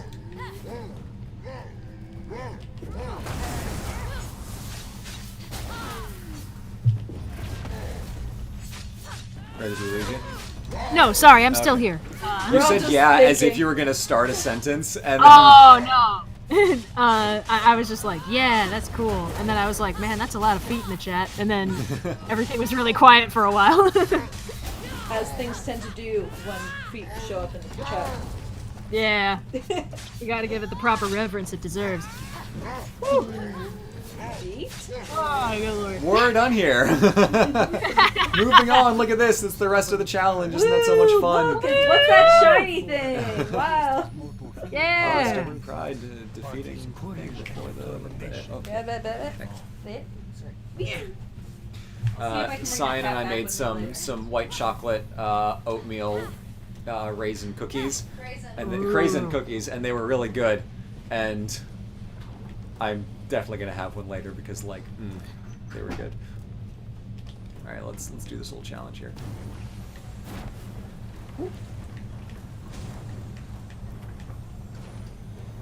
There we go. Yeah. So for the 47,000 viewers, really concurrently? That 47,000 is not true. That's plays total. Never mind. Even the top streamers don't 32. usually get above sorry, like I saw 20,000. viewer activity 47, and I'm like, what? But No, all no. 3,000 of you who are here, we hope that you are having a fun time. Thank you for putting up with our initial wackiness with getting the whole stream key and audio and things to work. Sorry about all that nonsense, but we hope you're having a fun day. We're looking forward to doing more streams in 2021. Probably a few more Immortals ones just in the next couple weeks as I'm playing through it. We can hang out, and then we'll try a new game. I know we talked about Hades. I'm still hesitant because I will be very bad at it. But, you know, we can give it a shot. We'll have plenty more things, more charity streams, more maybe some streams with guests. Who knows? We will be as excited to figure it out as you guys will hopefully be to watch it. Yeah, definitely. Hephaistos' hammer. Press these 2 buttons to use Hephaistos' hammer and smash through enemy defenses. Zeus says, go ahead, he's too sad to use it himself anyway. Whoa! Whose fault is that, Zeus? Honestly, the Zeus, like, insert tooltips are really fun. Yeah. Oh boy. Sorry. We're good. It's all good. Did we discuss what games we might be streaming, or did we not? Not at all. We haven't gotten that far yet. Oh, okay. I was like, chat said something. Is that okay? Cool. I think chat's just suggesting things now. Okay. Which is within their rights to suggest. I've been watching a lot of Simon and I've been watching Smol on YouTube. He's a streamer who plays a lot of Super Mario Odyssey and Zelda, and he is such a good streamer. He's so good at the games, but he also like is reading to and responding to the chat. I am so much of a disaster that I can barely like play the game and talk. It is so impressive how good at games he is. So I've been very much like, teach me, as we've been watching his games recently. Solo streaming is just always hard, you know? It's like, you gotta focus on the game and the chat, and like, those are 2 extremely different things, so... And you watch that heel, huh? Achilles looks so nonplussed by the arrow in his heel. He's like, ow, fucker. What the hell? I think this is what pain feels like. Yeah. We've talked about that before, that Achilles' like diet immortality makes a lot more sense if it's a healing factor rather than like Luke Cage style invincible skin. Yeah. Because then it still makes sense that he wears armor, and it makes sense that he is trained enough to get good, because he knows what it's like to get stabbed, and he doesn't like it. He just never dies from it. I kind of do like the idea of Achilles as like a slightly less surly Wolverine. Ooh. Thanks, dear. Don't mind me. I'm back and hucking cookies at Blue. Hell yeah. Catch, douchebag. Yeet! As I find cookies flying towards my face. Cunning Odysseus, you outsmarted a nation, avenged the god of the sea, and won back the heart of your love. Or angered the god of the sea. It was like, avenged? When did that happen? It was pre-venge. He messed up. Poseidon's son, Polyphemus, and then got the revenge done onto him. It was pre-venge. Pre-venge. A preemptive retaliatory strike. When the Greeks had given up hope of I just remember that bit in Avengers where they were like, we have to drop in the title at some point. Do you remember this? It was like when... In Avengers 1? Yeah, when he's talking to Loki and he's like, if we get to the world, you can be dang sure we're going to avenge it. And it's like, that's not the, like, threat you think it is. Because really, you're just saying, if we fuck up, don't worry, we'll still fight you, or try to anyway. It's like, someone will fight I feel like you're not gonna have any luck. Yeah. And it's like, yeah, you just gotta justify the fact that you call yourselves a name that doesn't make sense, and then you never actually call yourself that except when Cap says it. He's corny, so it's fine. So speaking about Cap. So speaking about grandfathers, what about those Bernie memes? Oh my god. Oh, they're so funny. I have People relatives made that have such done that exact pose. high-quality art out of it so fast. Yep. It's insane. Where does It's Odysseus' beautiful. ship belong? Like, I have elderly relatives that have made that exact pose at restaurants they're unfamiliar with, so I know that mood. Yeah. It's a big Jewish grandpa mood. Odysseus, buddy, where does your ship belong? Where's the mini Ithaca? Well, let's just start by yeeting it over there.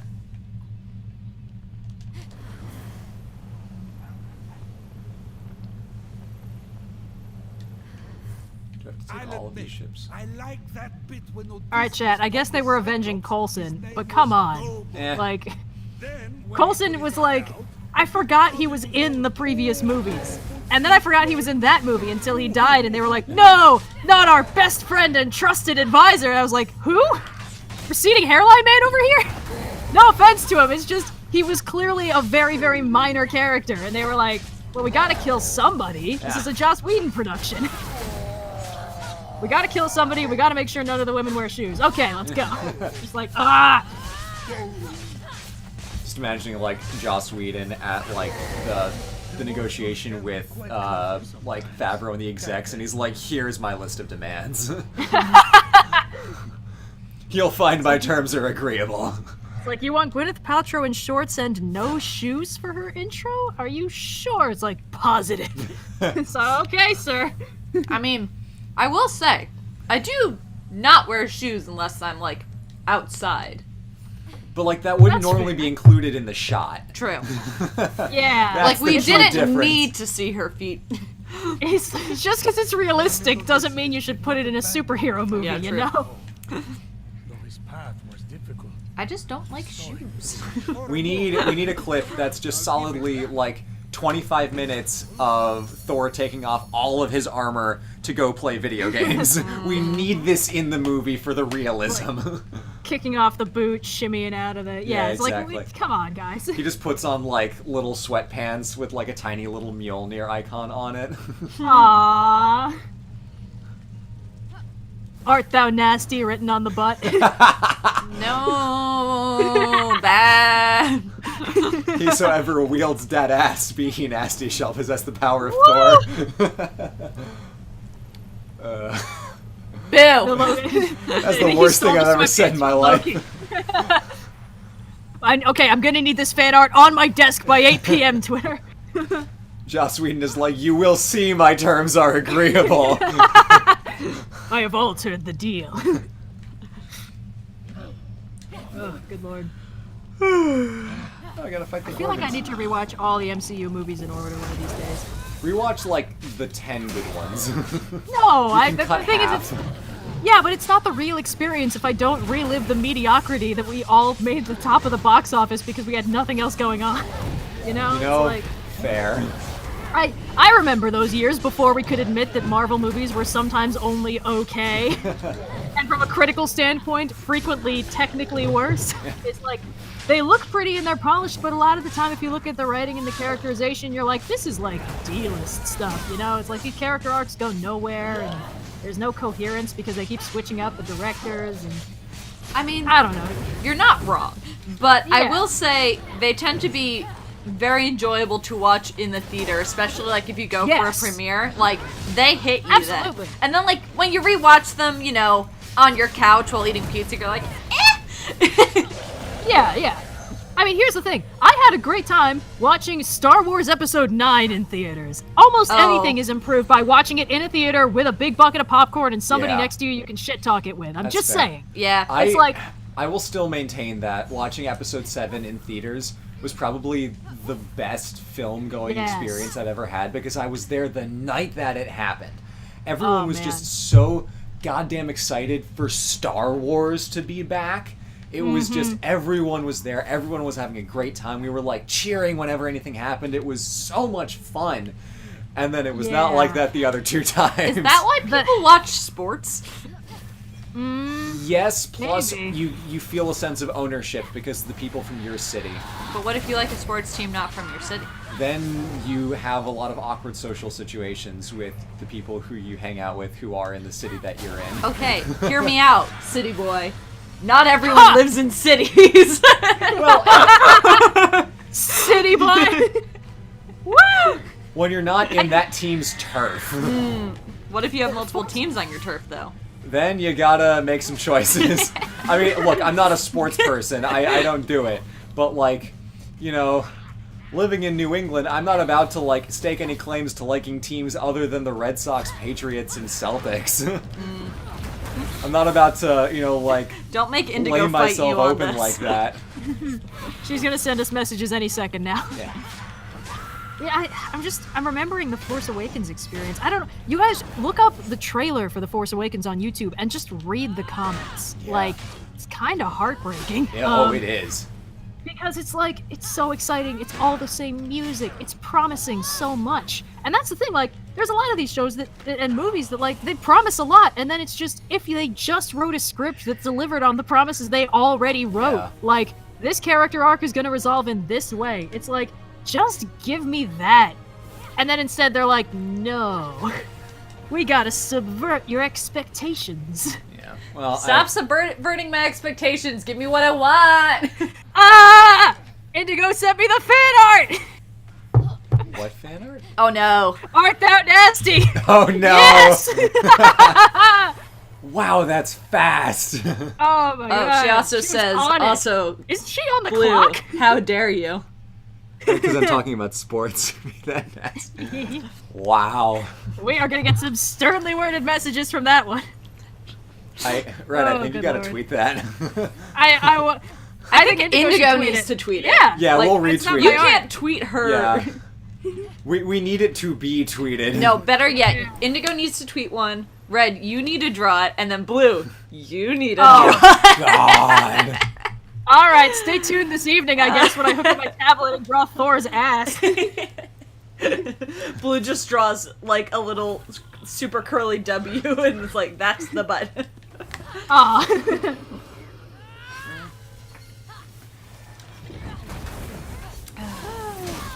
The main problem with this apartment is there's really only 3 places you can sit. I guess 4, if you want to sit at Blue's desk. You can sit in the kitchen at the table. You can sit on the bed, which will make you want to go to sleep. And then you can sit on the couch, which is also comfortable enough to be a bed, and thus you will want to go to sleep. Oh yeah. Too That's many right. sleepable places. Yeah. Yeah, when I was in college, in my dorm, I basically got a huge beanbag chair, The like a beanbag. beanbag sofa. Yes, Fabio. the infamous, yes, Fabio, my beanbag sofa, named that way so that we could be like, oh, I gotta stuff Fabio back in the closet. It's just really taking up space out there. So that passersby would give us odd looks. But basically, the dorm was tiny, which meant almost all of the floor space was then taken up by a beanbag sofa, which meant I would come home from class and fall over and immediately go to sleep because I'd landed on something soft. So that's really the life hack. Everything needs to be nappable. And Yes. everything's nappable. This is why I was bad at working from home.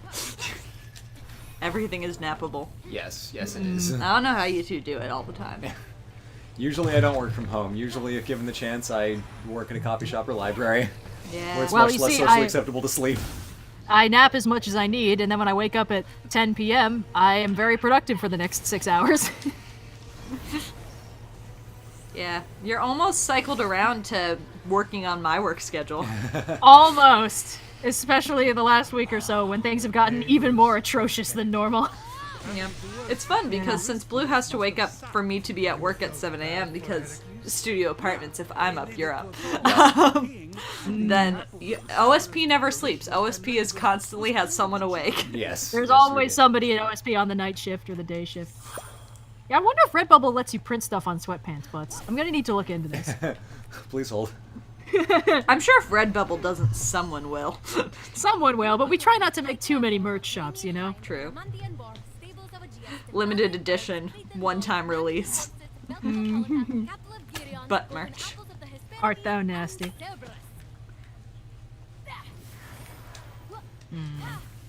There's Someone's kid is gonna want to buy this, and they're gonna be like, "What are you watching? I thought you said they were educational." Well, we're not for kids, legally True. speaking. True. We can't be. The frustrating thing about searching for things on Redbubble is rather than turning up like printed sweatpants, it turns up things like stickers with sweatpants printed on them. Yeah. Useful. It's a little annoying.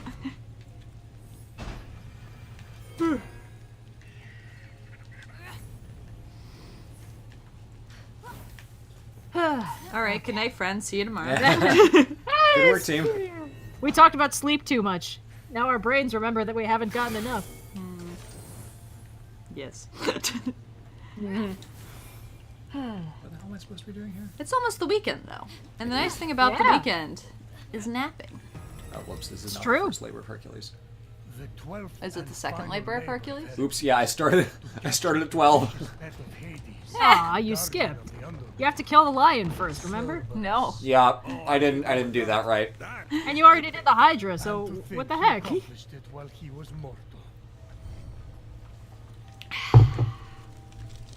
Well, I think some people are asking about what it means that we say we're legally not for kids. YouTube, you have to click a Oh. button that says whether you are for kids or not so that you can be on the Right. YouTube Kids app.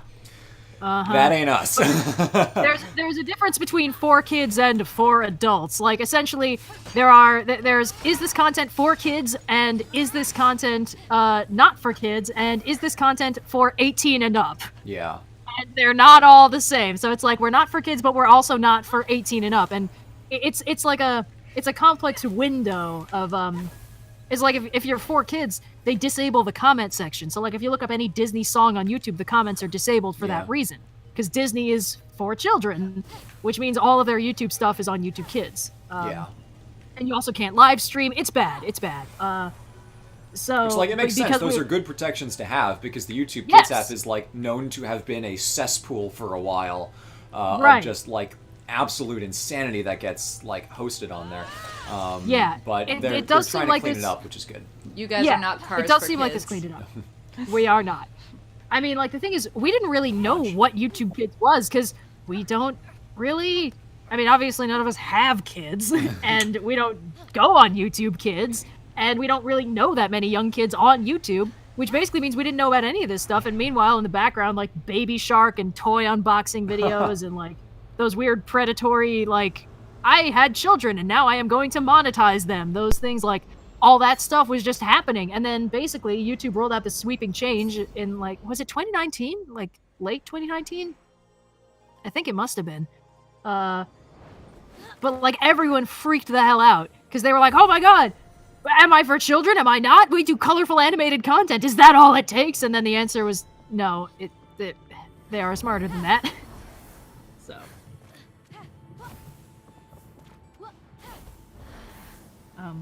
You guys still there?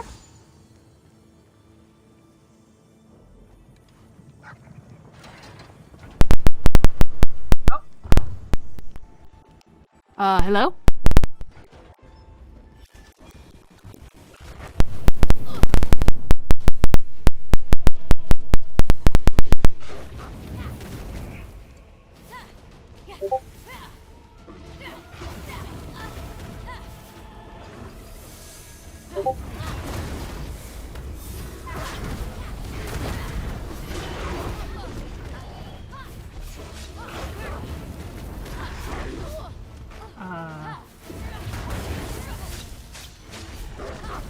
Hello? Can anyone hear me? Okay, I can't hear you guys.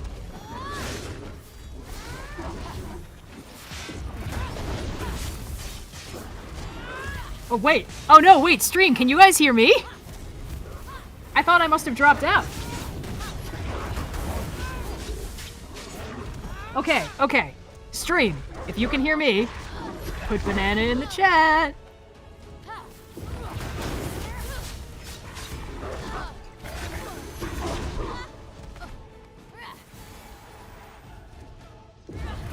Okay. Alright. This is a very confusing day. Alright, I'm seeing some bananas, I think. So I guess you guys can hear me. I'm assuming that they're sorting out the technical difficulties on their end, because I can't hear them at all. Just a sec, everybody. Party people.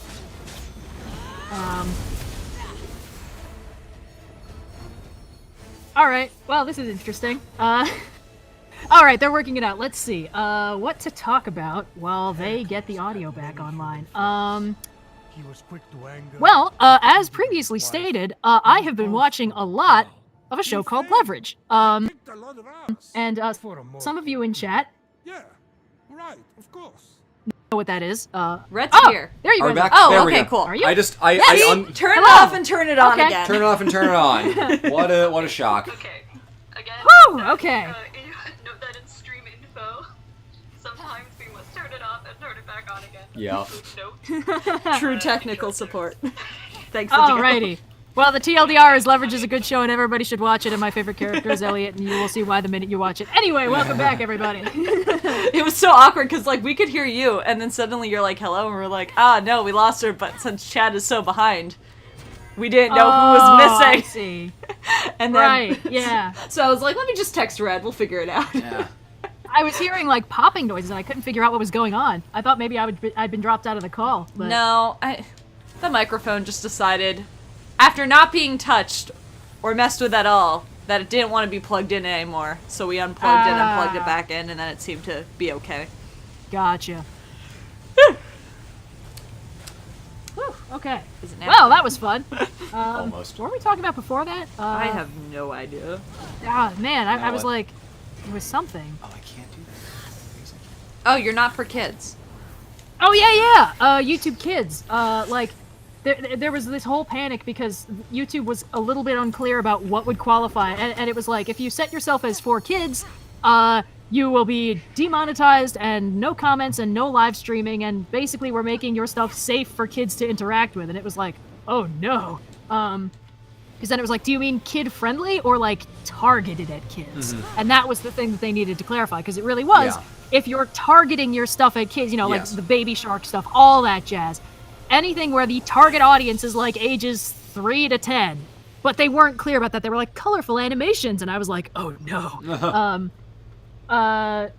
But, you know, it's we haven't had any problems with that. I think early on there were a couple times where some people, like, their browser was showing our channel as made for kids, and it would occasionally be like, you can't add this video to a playlist because made for kid content can't do that because it's actually bad, I guess. And Well, it's like if you're playing it's a not playlist that you thought was a kid content thing because you're a kid. right, yeah. So basically, whenever that happened, it was just like their browser needed to refresh because if that were the case, none of our comment sections would work. So it's demonstrably not. But, you know, it's still a thing to be like, I hope that's not a problem. Well, it's like, your stuff's not... I think it's little baby Athena. Oh, BB.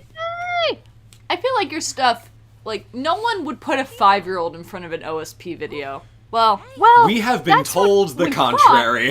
Yeah, it's like we were kind of like, okay, you know, most of the people who watch our stuff are like 18 to 24, you know, college students, and then there's like we've got pretty good like trail off it, you know, older people also watch our stuff, and a surprising number of like actual academics watch our stuff, which is terrifying. And then occasionally some people be like, my 6-year-old daughter loves watching your what was it? Like, anytime I talk about, like, oh man, this Stranger in a Strange Land video is really scary, and then someone's like, oh, my 6-year-old loves it, and I'm like, excuse me? Yeah. please, We're no. talking about the same book, right? No.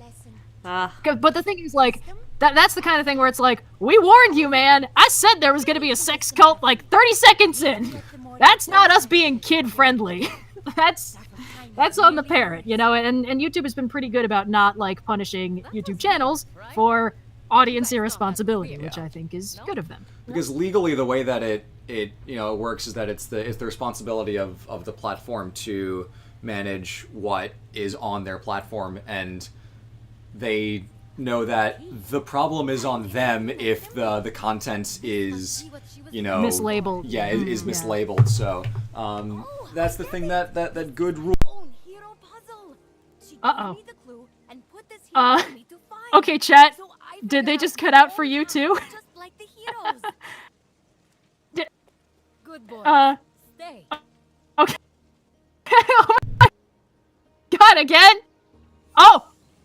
Wait. They're back for a second. Can you hear us Speak now? to us, spirit. Hello. If you can hear my words, give us a sign. Yes, there you are. Nothing Okay. happened. I don't know what, You unless bumped the table. I bumped the table Ah, and then there it is. Don't bump the table, Blue. don't bump the table. Take your hands not off do the rest of the this? table. Why are all these things here if I can't do the rest of the trials? It makes no sense. We lost you again. No, it's Yeah. okay. No, we're back. We're already. back. It got I fixed. am on the delay of the stream, so I will again. Oh, good lord. Note to yourself, don't button. All right, let's do this like last little bit of the For quest. and then I Indigo's think we might sanity, call I it. think we'll have to end this soon. Yeah. Good stuff. You were saying something and you got cut off mid-sentence. It doesn't matter. Yeah. I assure you it doesn't matter. So if any of you out there watching the stream are small children, get your parents' permission before going online, which is not a thing they say in ads anymore. No, yeah. Like, I feel like everywhere when we were growing up, it was like, make sure to get your parents' permission before going online. Or maybe I just don't watch child content anymore. I don't know. I might have just been late to the internet boat, because by the time I was online, like, the most you got was, like, a website being like, are you over 18? And it's like, why do you ask?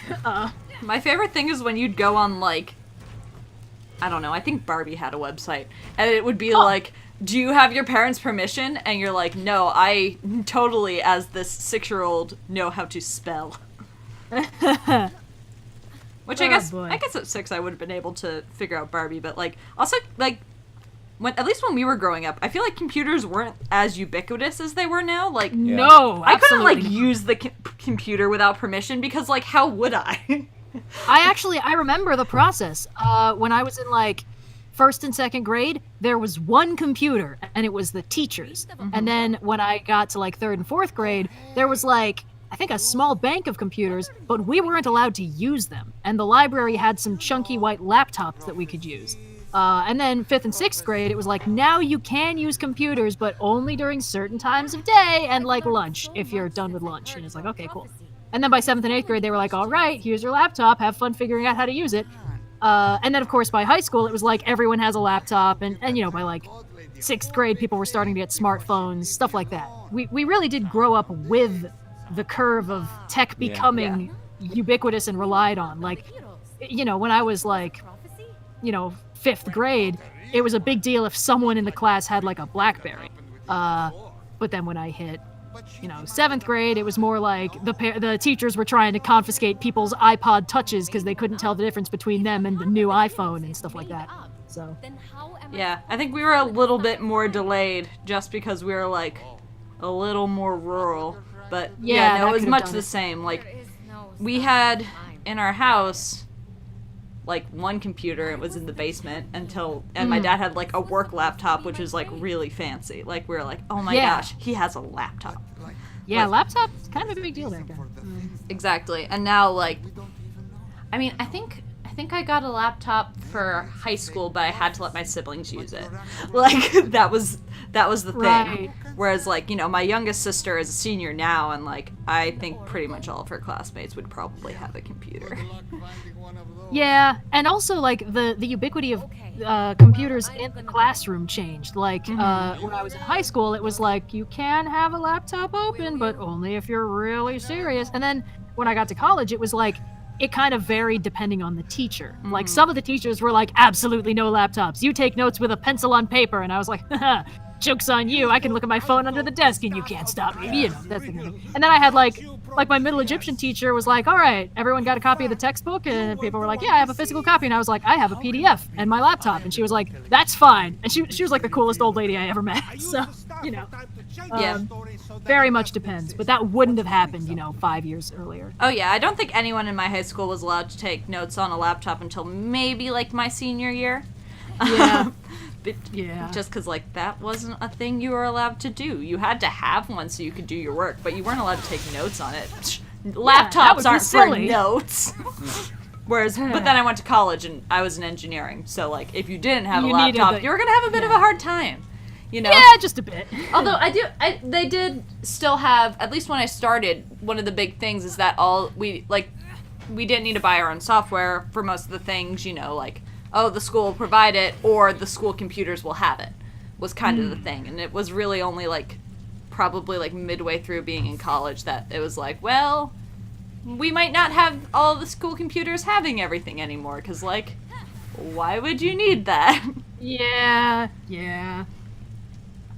How confusing. Anyway, yeah.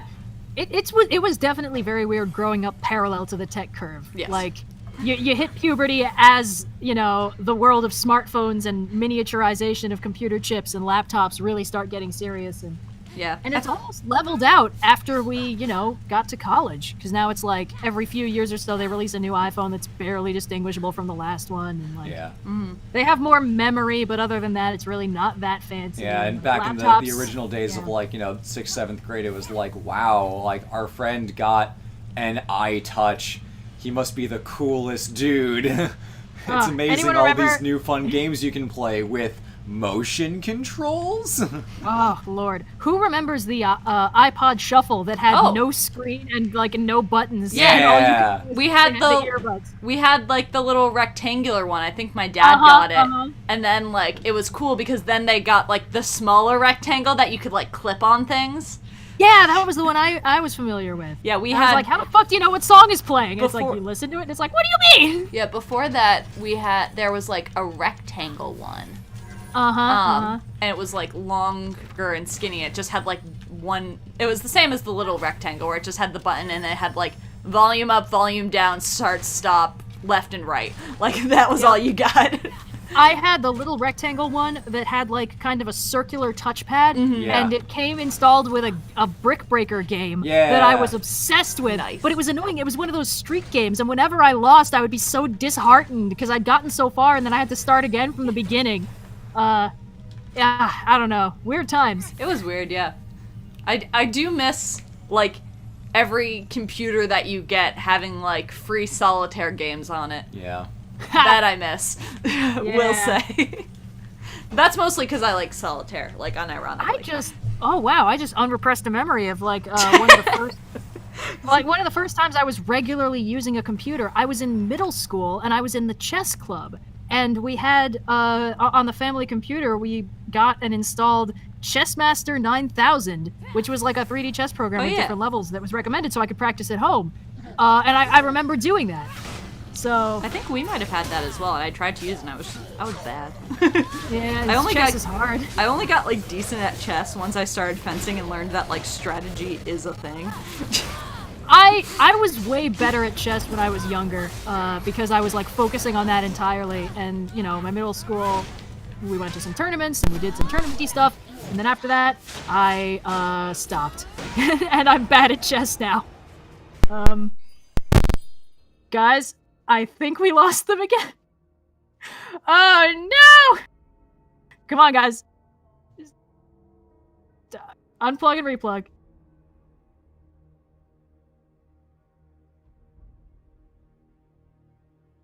Oh, I'm hearing myself now. That's surreal. Well, anyway, Jess. Wait. What the hell is going on? I'm like hearing myself all robot-y. Are you guys hearing this too? Is that just me?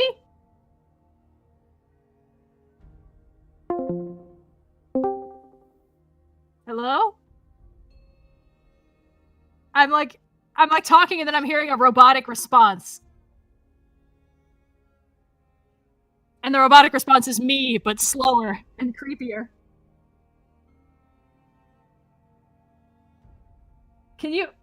Okay, are you guys hearing me and the echo, or just me, or just the echo?